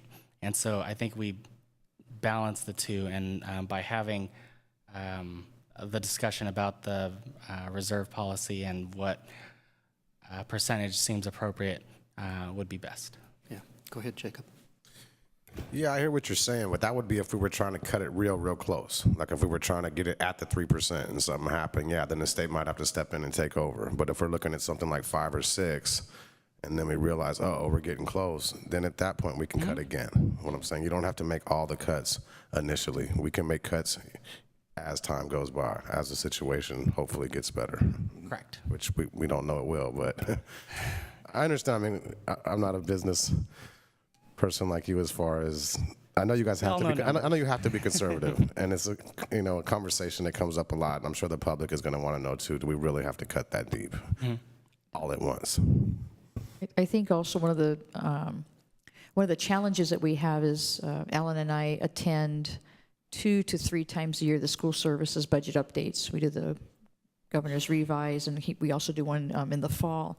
And they make multi-year projections on what they think is going to happen for the state. And I think somebody mentioned about this getting close to an election year, and what impact does that have? And I don't think it's an exact science, but I think it's something we need to be mindful of, that we don't know from year to year what the state is going to project. I get concerned about the STRS, that although it says in 2021 that is the last year for the STRS increase, and yet we read in the news, and I get updates that says, but that could change. That could be increased even more. And I don't know if you addressed, I know you've addressed in a previous meeting, but it's not just the STRS increase, it's PERS that I also get concerned. So it's not an exact science, but I think it's something that as the board decides what the percentage is, that we sort of factor in a little bit of a, I hate to use the word buffer, but that in the event something does happen, we do have a little bit of movement that we can do, so we don't get into a place where we are so close to that 3% or get below. Yeah, go ahead. Yeah, the school services also is very conservative on their numbers I've seen over the years. And also too, I'm not 100% sure, but maybe Alan might be able to find out, or I can do a little research myself. But isn't there some talk about some kind of legislation for the state to pick up some of that additional STRS and PERS? Because they did just kind of drop a bomb on us, you know, and I mean, school districts are going to go broke up and down the state, and they can't have that happen. So, I mean, I'm optimistic that it's not going to be enough, like it always is, but is there talk about maybe sponsored by CSBA, or I'm not sure who, you know, but isn't there talk about that? I think talks are ramping up because people see this is now real for people. Whether those talks turn into legislation is anyone's guess. The concern or the complexity about how to address the STRS and PERS increases is where does the funding come from, and how do schools utilize it?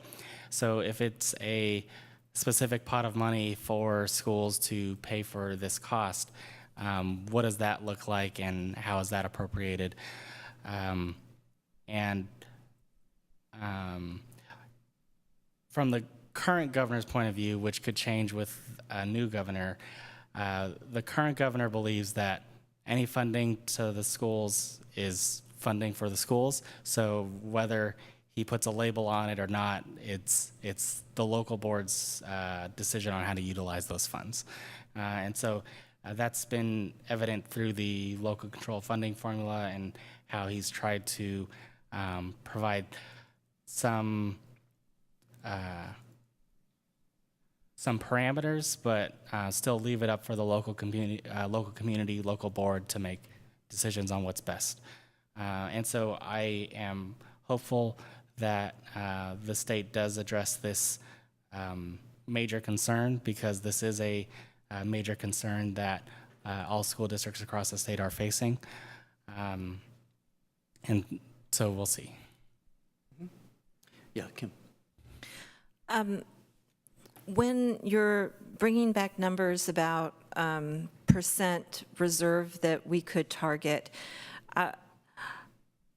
I would like to see some numbers about the human side of that. So what does that, what kind of class size then will that represent? You know, so if we're going to cut 1.6 million or 2.4 million or 2.8 million, what does that mean our typical, you know, K1, 2, 3, or, and then what were our probable numbers for our older elementary, you know, and on up. So I want to look at it from a point of view of the way a parent would, thinking about what our students are going to experience for these cuts, you know. Yeah. The challenge with that is I would then be making assumptions on how the reductions would occur prior to engaging the staff and the community. And so, you know, let's say we reduce by X dollars, I can provide a number that says, well, if this X dollars was all taken out of elementary schools, then this is what class size would look like in elementary. But then there's options of, well, what does it look like for middle school? What does it look like for high school? What types of programs within all of the schools are impacted?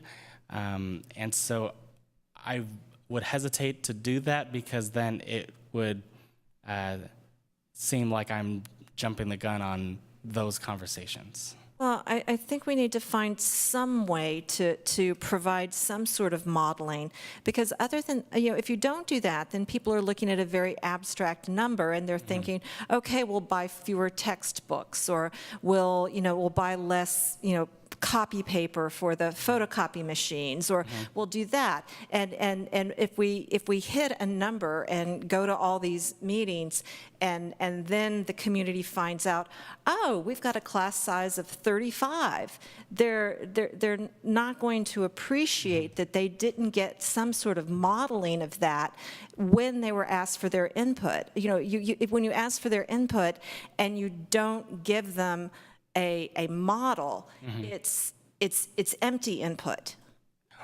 Right, and so I hope the county is not hearing this, because we have a resolution on it. So the resolution is a target amount, and so whether through the budget priorities process, if we don't reach that target amount, then we don't reach that target amount.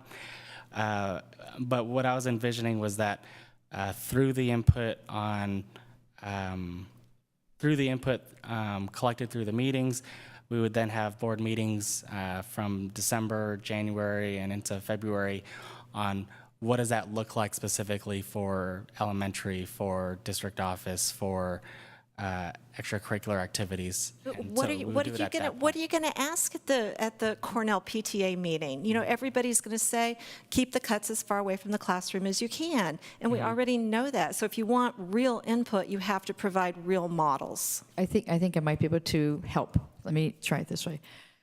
I think in addition to giving you numbers at 3%, 4%, all the way up to 9%, what might be helpful would be to bring in some translation of, if we cut this amount of dollars, this is how many potential staff members it could affect. We could say it could, at the elementary, if there were only elementary cuts, raise class size to, and I think maybe we could ballpark it. But I think it's important maybe also to say that that may not be where the cuts are decided. This could be, what if it's potentially cut at the secondary? Would we need to eliminate certain electives? I think what you're going for is, it's hard to ask the public or stakeholders to give input if they don't have a frame of reference for what that could potentially be and what the impact would be. To say cut staff may not translate to a person who doesn't understand that the cuts would not always come from at the middle school or the high school or the elementary school, that staff means you're talking classified staff, you're talking administration, to give a frame of reference. So while I don't think that we should be prescribing before we solicit input, it would probably help to, I'm lacking the words, give at least some sort of a framing of the potential cuts that could happen and what the impact could be. Does that help get to, I think, what you're talking about? Let me just interject a comment here. I think in the past, when these kinds of conversations have happened, they've usually happened with like lists of options, so that they had some definition. We didn't just go to the community and say, what do you want to do? And generally the board asked staff to prepare a couple different ways of going about whatever it might be, $1 million reduction. And then that's what could go to the community and get processed. I think that might be something worth thinking about. We don't have to decide that tonight, because tonight all we have to do is just get some clarity and give you guys some feedback on the resolution. But in moving forward, I think we need to develop some clarity around how these budget conversations need to happen, what it is we're presenting to the community, what we're asking them to comment on, and what we're going to do with that feedback. Those are all good topics of conversation. not perhaps for tonight, but I think we should be aware that we need to do that. Yeah, and you had another thought. So, two things. One is one of the ways that we're going to collect feedback is through this online survey in order to capture the words from the community and not try to interpret what the meaning is. And when we engage with them, we'll be asking 3 essential questions, which are what do you want to add, what do you want to maintain, and what do you want to reduce, more or less. And we'll be making a presentation on the financial situation, but then also provide key pieces of information about, this is how much we spend on textbooks, this is how much we spend on paper, this is what a staff member costs, that sort of thing, so they can get an idea of what the potential impact is. What I think could be provided for the next board meeting, in addition to the reserve increments of 1%, is what that translates to regarding. So when we started this process, we were looking at making reductions equitably, and so administrators would be reduced by a certain percentage based on their makeup of the overall budget. Classified staff would be classified staff and certificated staff as well. And so if we take that lens, we could then see, well, what does that mean for if certificated staff took that share? What does that mean if classified staff took that share, administrators took that share? Because you're right, if it's clear that, if classified staff, we would need to reduce X positions of this, well, I'd rather not do that. I would rather, do something else. And it would also be helpful to know, to share what reductions won't help the situation. So, for instance, our food service staff are paid for by a different fund, and so a reduction in their program doesn't help our situation. A reduction in preschool or before and after care doesn't help the situation, and so providing some of those talking points or bits of information would help focus the conversation with staff in the community. Good. So, you have another question? Yeah, you're not finished. Go ahead. Thank you.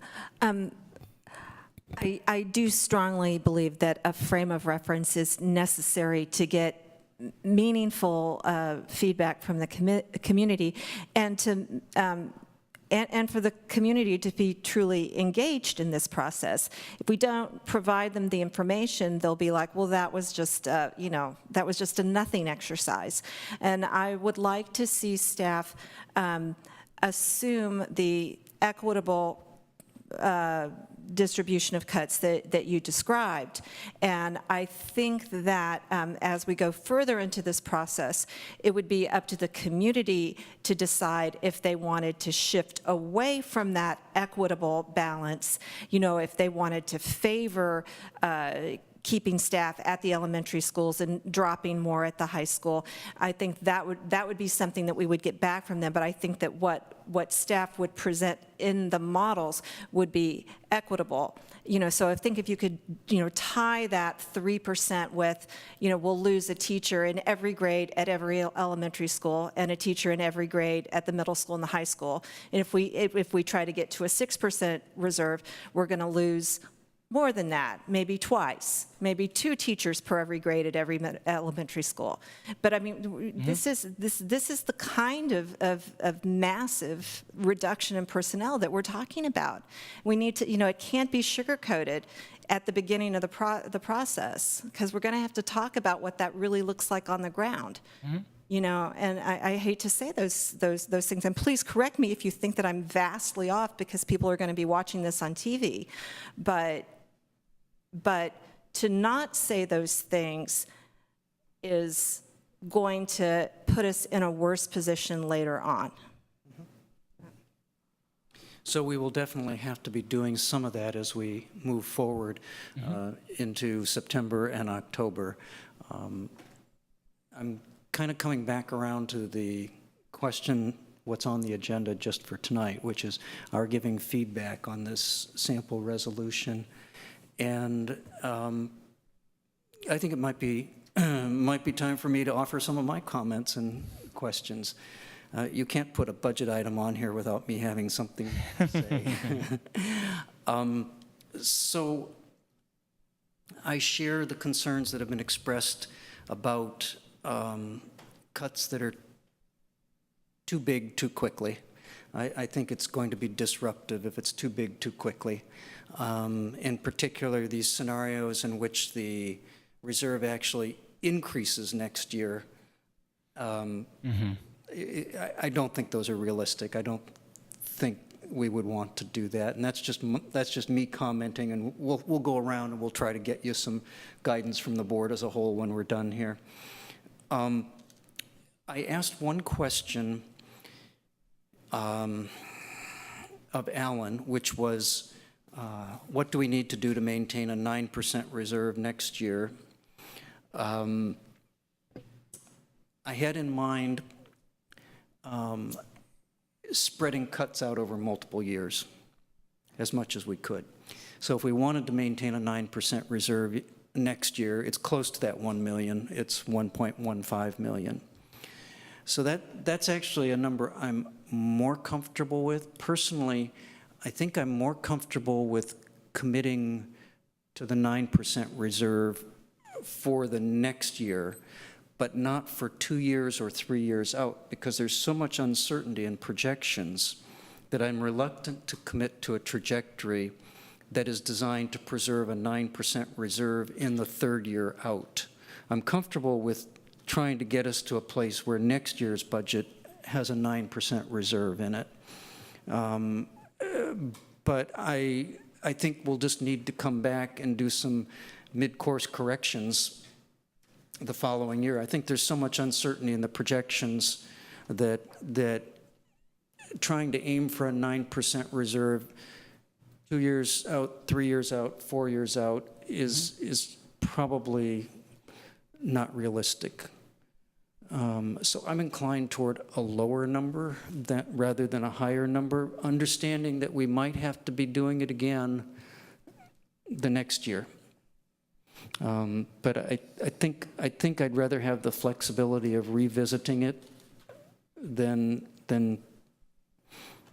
overdoing it the first year.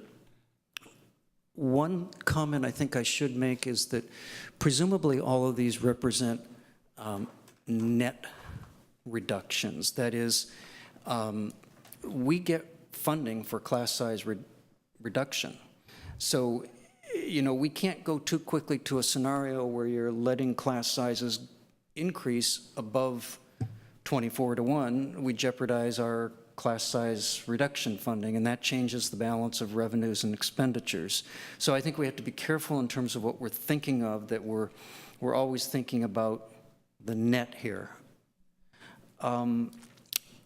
In that regard, I did want to ask, and I am so sorry that I forgot to ask this in advance, so if you need to look it up, please do.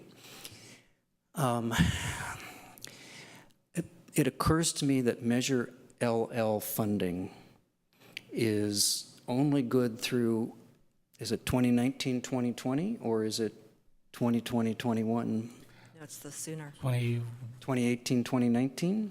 2020. 2020 is when, if the board chooses to look at maintaining that parcel tax, it would need to go out in the 2020 election in order to maintain it for the following year. So your scenarios all have Measure Double L funding in them for all of these years that we see then? Yes, because in 2020, the 2021 fiscal year would be the last year that we would receive Measure L funding. So it's just something for us to note that that's another wild card in there? That is a local parcel tax measure that sunsets after this. And again, I think it's very difficult to plan even 2 years out, let alone 4 years out. Yes. But I just want us to be aware of that. Yes. So I think what you need us to do tonight is give you a sense of what the number, the dollar number we're comfortable putting in this resolution might be. I think what he's saying to us is he wants to bring us back a draft September 12th that is close to what we're willing to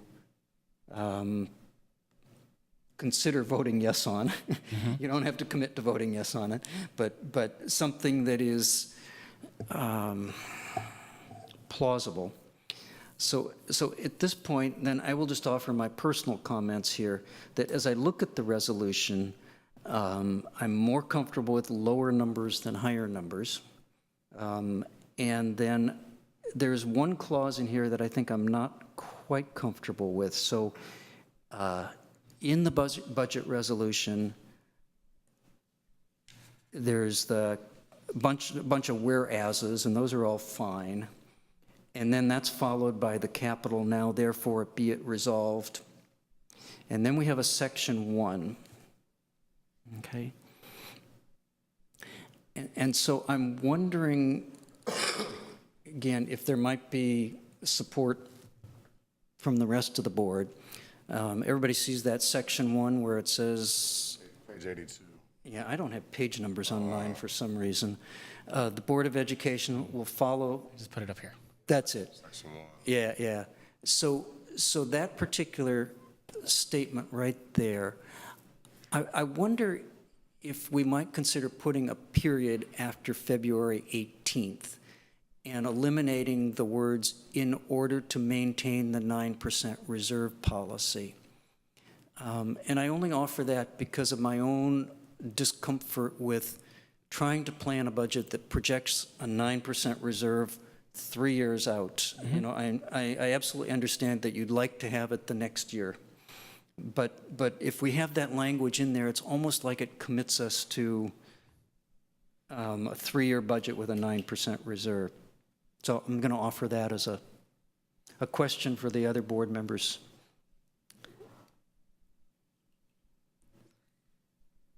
Given our financial situation, I think the board is going to need to have discussions about whether we maintain a 9% reserve. So I don't want to be locked into a 9% reserve in this document. As Jacob mentioned, I think we might have to, I know that not everybody on the board is going to like that idea, but I think we need to at least discuss dropping our board policy to a lower reserve. Do you have a... Yeah, I just wanted to add something to that too. Speaking for myself personally, I have children in the school districts, and I would have a hard time with there being massive cuts and us sitting on a 9% reserve. And I know I'm not the only person who would feel that way. The money is within the school district, but a lot of people look at it as it's their money that they paid in taxes. And to have it sitting there while their children's classes are getting larger or they're not having art or music anymore, it's going to be a tough sell, in my opinion. Yeah, and, you know, and I'm only suggesting I'm really not suggesting that we change the 9% reserve policy tonight. I'm just suggesting that we take out that one clause there so that we're not having to commit ourselves to making budget cuts 3 years out just to maintain 9% reserve 3 years out. Is that agreeable? I'm all for it. Yeah, I getting thought rid of so. the 9, but I'm also Yeah. open to Just the wording change. Put in a lower number too. Putting the but lower. Maybe that's moving too quick. You know. I mean, we don't really have to put a lower number. We know we need to maintain a 3% reserve.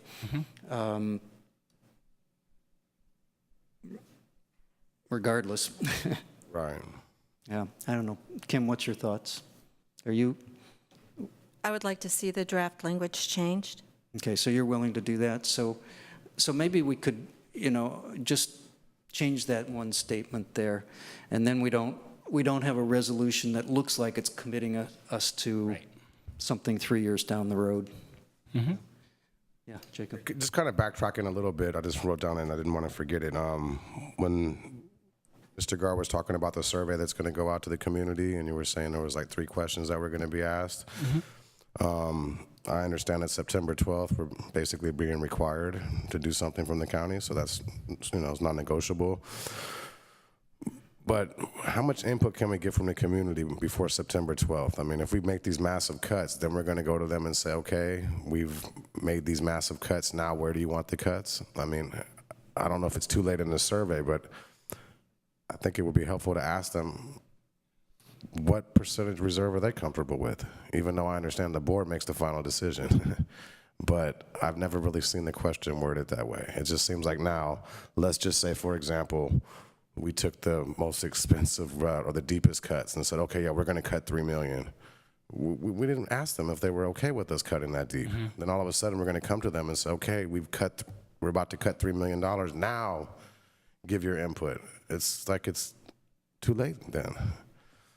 So I don't know, maybe it's too late now, but in the future, I mean, speaking for myself again, I don't think a majority of the public wants these deep cuts way at the beginning, and I don't think we've asked them that question specifically.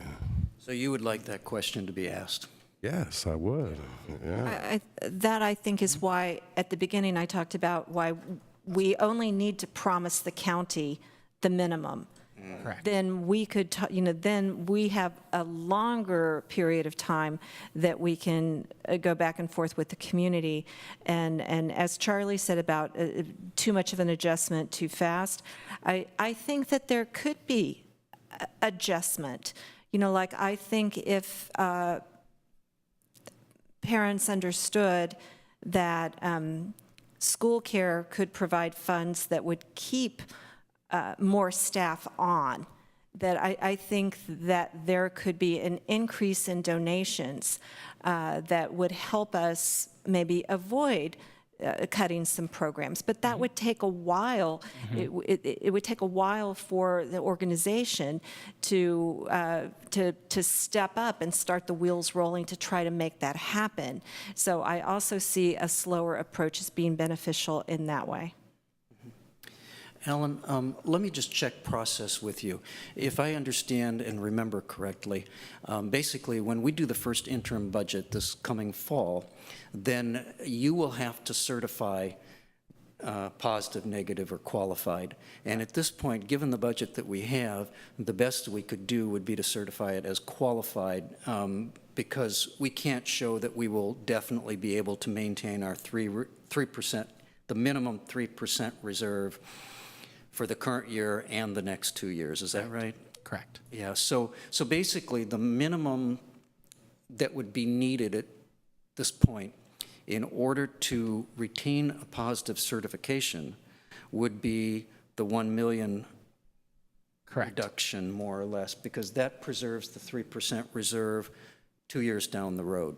Correct. 1.15. I don't know if it's 1.15 or 1 million, but it's somewhere around there. Yeah, it's about 1 million. About one. So that's kind of, is that a correct understanding? Yes. It's funny you say that. I just wrote it down. That was your original question a while back, right? Yeah. What number were we comfortable with? Yeah, As yeah. far as the 1.6 or the 1 or whatever? Yeah. Is that what we're trying to? Yeah. We need to give them feedback so Yeah, that they can bring us this resolution next time. Like, what number should they put in there? Yeah. So. Yeah, what's your thinking? So it's so tough.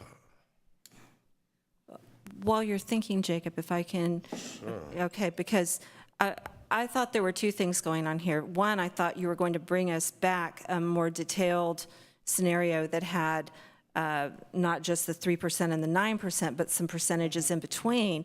But from what Charlie's saying, it sounds like that he's trying to get us to give you one specific number that's going to be in the resolution draft that we're going to vote on at the next meeting. So are there two things happening here or one?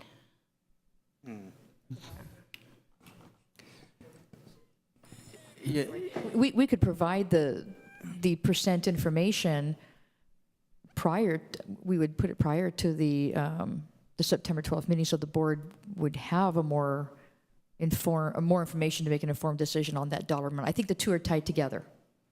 And then we can decide whether we want to go with the 1 million or some other number to drop into the document, and we could move the resolution that way. Correct. Okay, so we don't have to come up with a number so tonight. you'd rather do that, okay.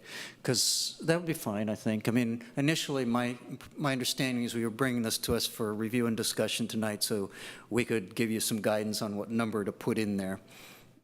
But if you're comfortable with not putting a number in there. I think one of the we have meetings scheduled prior to the next board meeting, and so by having this conversation, it allows us to better frame how those conversations will occur. And for the next board meeting, I would still leave section 4 blank so that the board can have a discussion. Go ahead. I'm kind of seeing it as they are related, but they are two separate things. I could see how Alan could come back with, oh, this is what 4, 5, 6, 7, 8% looks like, but then also we're not voting now, so this is discussion. So at least for the public watching too, for them to kind of get a gauge on where, if we're comfortable throwing out a number, you know, let's just say we all are really, really on the low side. At least it kind of might give them a little inclination, a hint that, you know, we're not willing to go really far on that side. So I would be okay with kind of throwing out a number, but I don't want to kind of put it on somebody else if they're not comfortable, you know. But I think you can do both, you know. I don't think it's like a one or the other, you know. It sounds to me like what probably we should be taking away from the conversation tonight is it's unlikely the board would commit to a larger number, one of those larger numbers. I mean, that's what I've been hearing from that conversation. That's what I'm hearing. And it sounds to me like the board would be comfortable either having a number or not having a number in here, knowing that it could be revised during the meeting. Either way, and you'll have the additional information. Right. Yeah. There was also just the one little bit of language that I suggested. It seemed like everybody was comfortable taking that clause out. Correct. I'm reminded I should be asking for public comment here. Does the public wish to comment? Sorry. Patiently waiting. Huh? Thank you. Thanks for thinking of me. Gary Class, Albany resident. I just have one comment. I'm not really super familiar with the mechanics of the budget, but I've learned a lot tonight. And obviously the expense side is like the constraint, but there's also a revenue side too. I don't know if anything can be done. I don't really know what the per capita is per student, but I presume that the enrollment has a pretty major impact on the revenue side.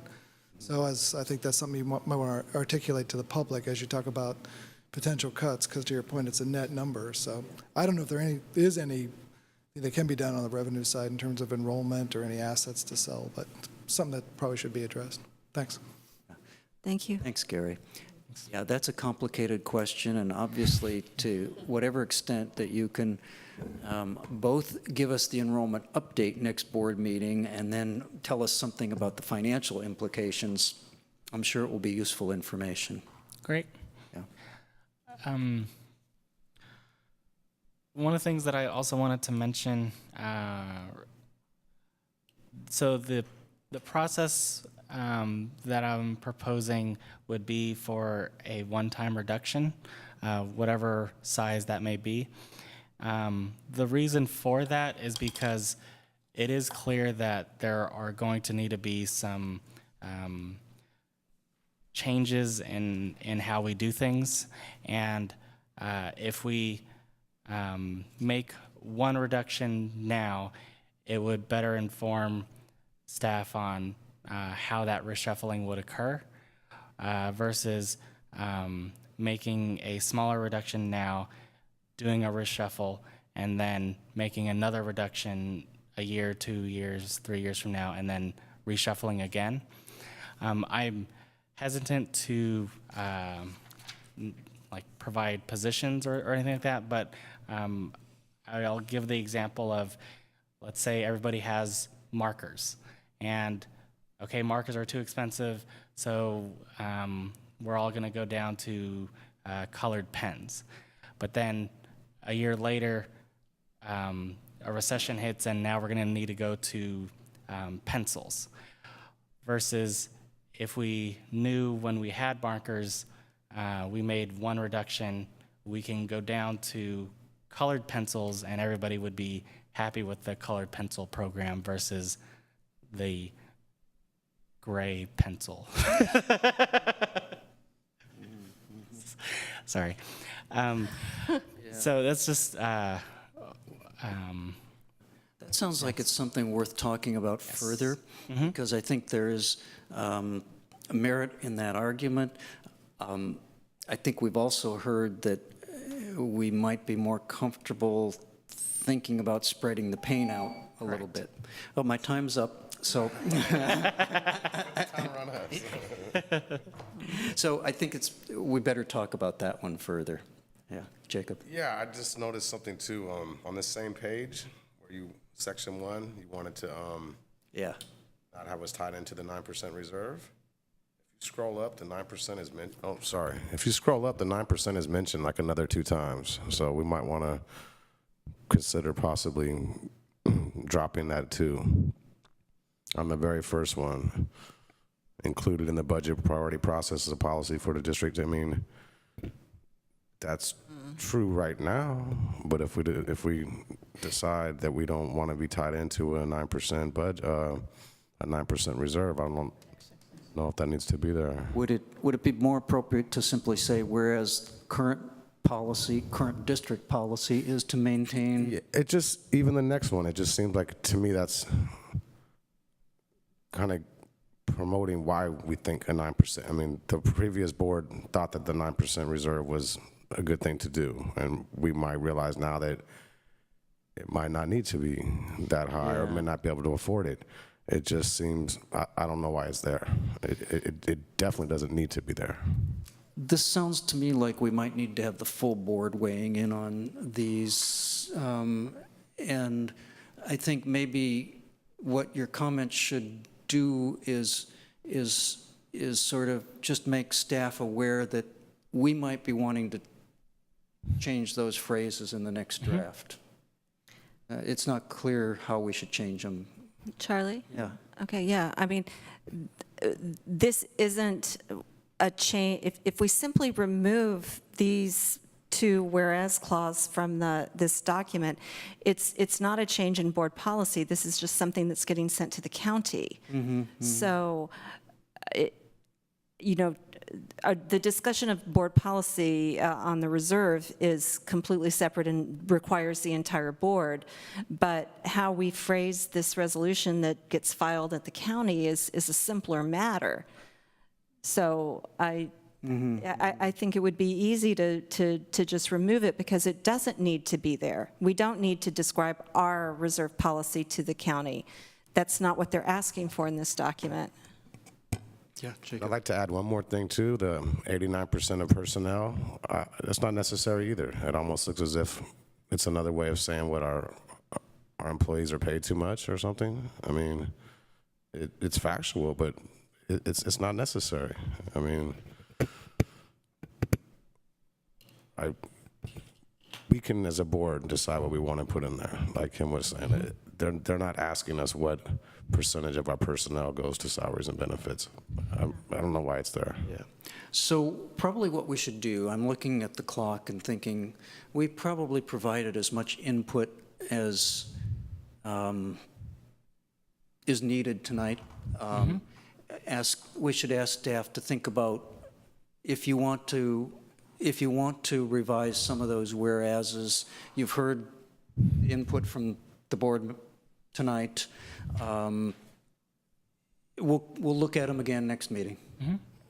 But just in general, I'm new to this whole thing. Yeah. Do we write it up, or do they write it up and then we approve it, or we don't approve it? Oh, we'll send it back to staff, ask them to bring a new draft. That's what we need to do, is we need to give them as much guidance so that they don't have to be in the situation of sort of feeling like we've sent them back to try again, but we haven't given them enough guidance that We could save them the work and just do it ourselves. That's what I don't understand why. We're the ones voting on it and approving it, right? Oh, you mean right now? No, not right now, but believe me, you don't want to volunteer to revise the document. but there's so much stuff in here that doesn't need to be in there. I don't see it as being. You know what I think might make a lot of sense then? Even this 2017-18 budget of $2.2 million, why is it there? So what I'm thinking would probably make the most sense is that the more we talk, the more we are opening up the conversation, which is probably a good thing. But I think what would probably be most helpful to staff is if we each sent back just a few suggestions.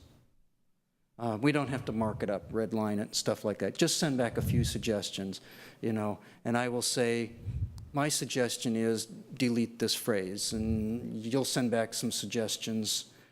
And so staff can then bring back a document. You can incorporate those suggestions the way you often do, as red line or addition, and then we'll go over it again next meeting. We can do strike through, and I think at the same time, I'll have Alan check with the county to see what are the pieces that absolutely have to be in this There might be document and some, which are optional to be removed should the board want things removed. That's usually the most efficient then, is if we send those all in and they bring it back with all of our comments and folded. Is that reasonable? Yeah, it is. I'm just looking at the original heading, and it's basically just saying what our fiduciary responsibility is. And we're talking about outlining our reductions. It could be like one or two whereases. I mean, So that's good, useful feedback. We might want to simplify this. Whatever is So we'll go back and see what absolutely has to stay in by the county, and then the rest, we can take board input and make adjustments. We don't have to say more than is needed. Yeah. We can do that. Okay. We have come almost to the end of the time that we have allotted. Can we let staff take it from here at this point? This will let us then look at agenda items for future meetings, and then we can adjourn. Are we good? Kim? Yep. Okay. So we are done with that discussion. And then I think the only thing we have to do is just see if there's whatever we picked up from tonight's meeting about agenda items. And I didn't keep a list. I did. There was one agenda item, and that is for me to include in the first day ready report an elementary attendance update. And then there was just a tag on here about looking at the potential financial implications of enrollment trends. Okay. So because our next agenda for September 12th has us right now ending at about 9:55, I can do the enrollment update and first day ready in superintendent's comments as I did today. Great. I think I could probably roll all that in and be as succinct with this next report as I was today. Great. Thank you. Charlie? Is there anything else? Well, yeah, I was looking over the governance calendar earlier, and I thought that at a previous meeting, we had discussed agendizing some discussion of the academic calendar, because that would need to get decided. We would need to have a public meeting about that this fall in order for that feedback to go into the negotiations process. And I'm not sure what happened with that, and I possibly missed it on the governance calendar, but I just wanted to bring that up because I don't want that to slip through the cracks.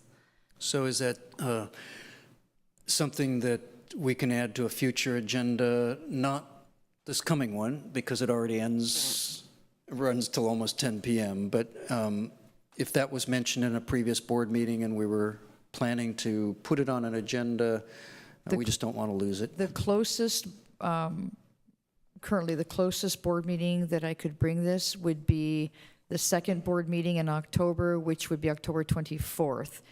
The other board meetings are running at about 2.5, a little bit more than 2.5 hours. So I can, I will bring that to the agenda committee to see if we can agendize this for the October 24th board meeting for review and discussion item. Great, thank you. Well, and lastly, sorry, I know everybody wants to go home, but but I also I have an interest in hearing a staff report from about the athletics program, and I think I'll probably would need a second on that from someone, but I don't think that even the board is fully aware of how the athletics program works in the middle school and the high school, and that parents are nearly an equal partner in shouldering those costs. There's a lot of issues about transportation that have come up, and the parents the athletics program with parents' donations into it is our second largest donor group behind school care. So they're bringing in a huge amount of money, and it's not something that the board has really kind of kept track of, but it's a big part of our schools. So I'll add a second to that to put it on a future agenda. My thinking is that it's something we should hear about before we get into this budget reduction discussion. You know, we probably do want to make sure we're up to date on the athletics program before it starts coming up in the context of budget cuts. So was the board looking at a staff report or review and discussion, and what sort of categories would, so I heard finance, I heard an update, but I'm not sure like what type of update you would be looking for. Yeah, what, did you have anything specific in mind, Kim? I think that describing how the program works at the middle school and at the high school, and how parents are asked to support it, and how parents and students provide input, you know, or don't get to provide input, and how the boosters is tied so tightly to the athletics program. So if I may, that to me sounds like a staff report. That's what I thought. Yeah. So just a staff report then. Yeah. Okay, I'll bring it to the agenda committee on when I meet to find out where we can put this, because if we want to do this before we really have the board starting to make decisions about budget priorities, say budget cuts or budget priorities, it might be that we can bring this, it looks like I could probably bring this to the board at maybe the first November board meeting as a staff report. If something else moves off, I can always move it up in the... Yeah, and you could talk to the agenda committee on that. Okay. So it's 9:30, and people keep adding agenda items here. But Alan had a question. Yeah, Alan. I just had a quick question regarding the staff report for athletics.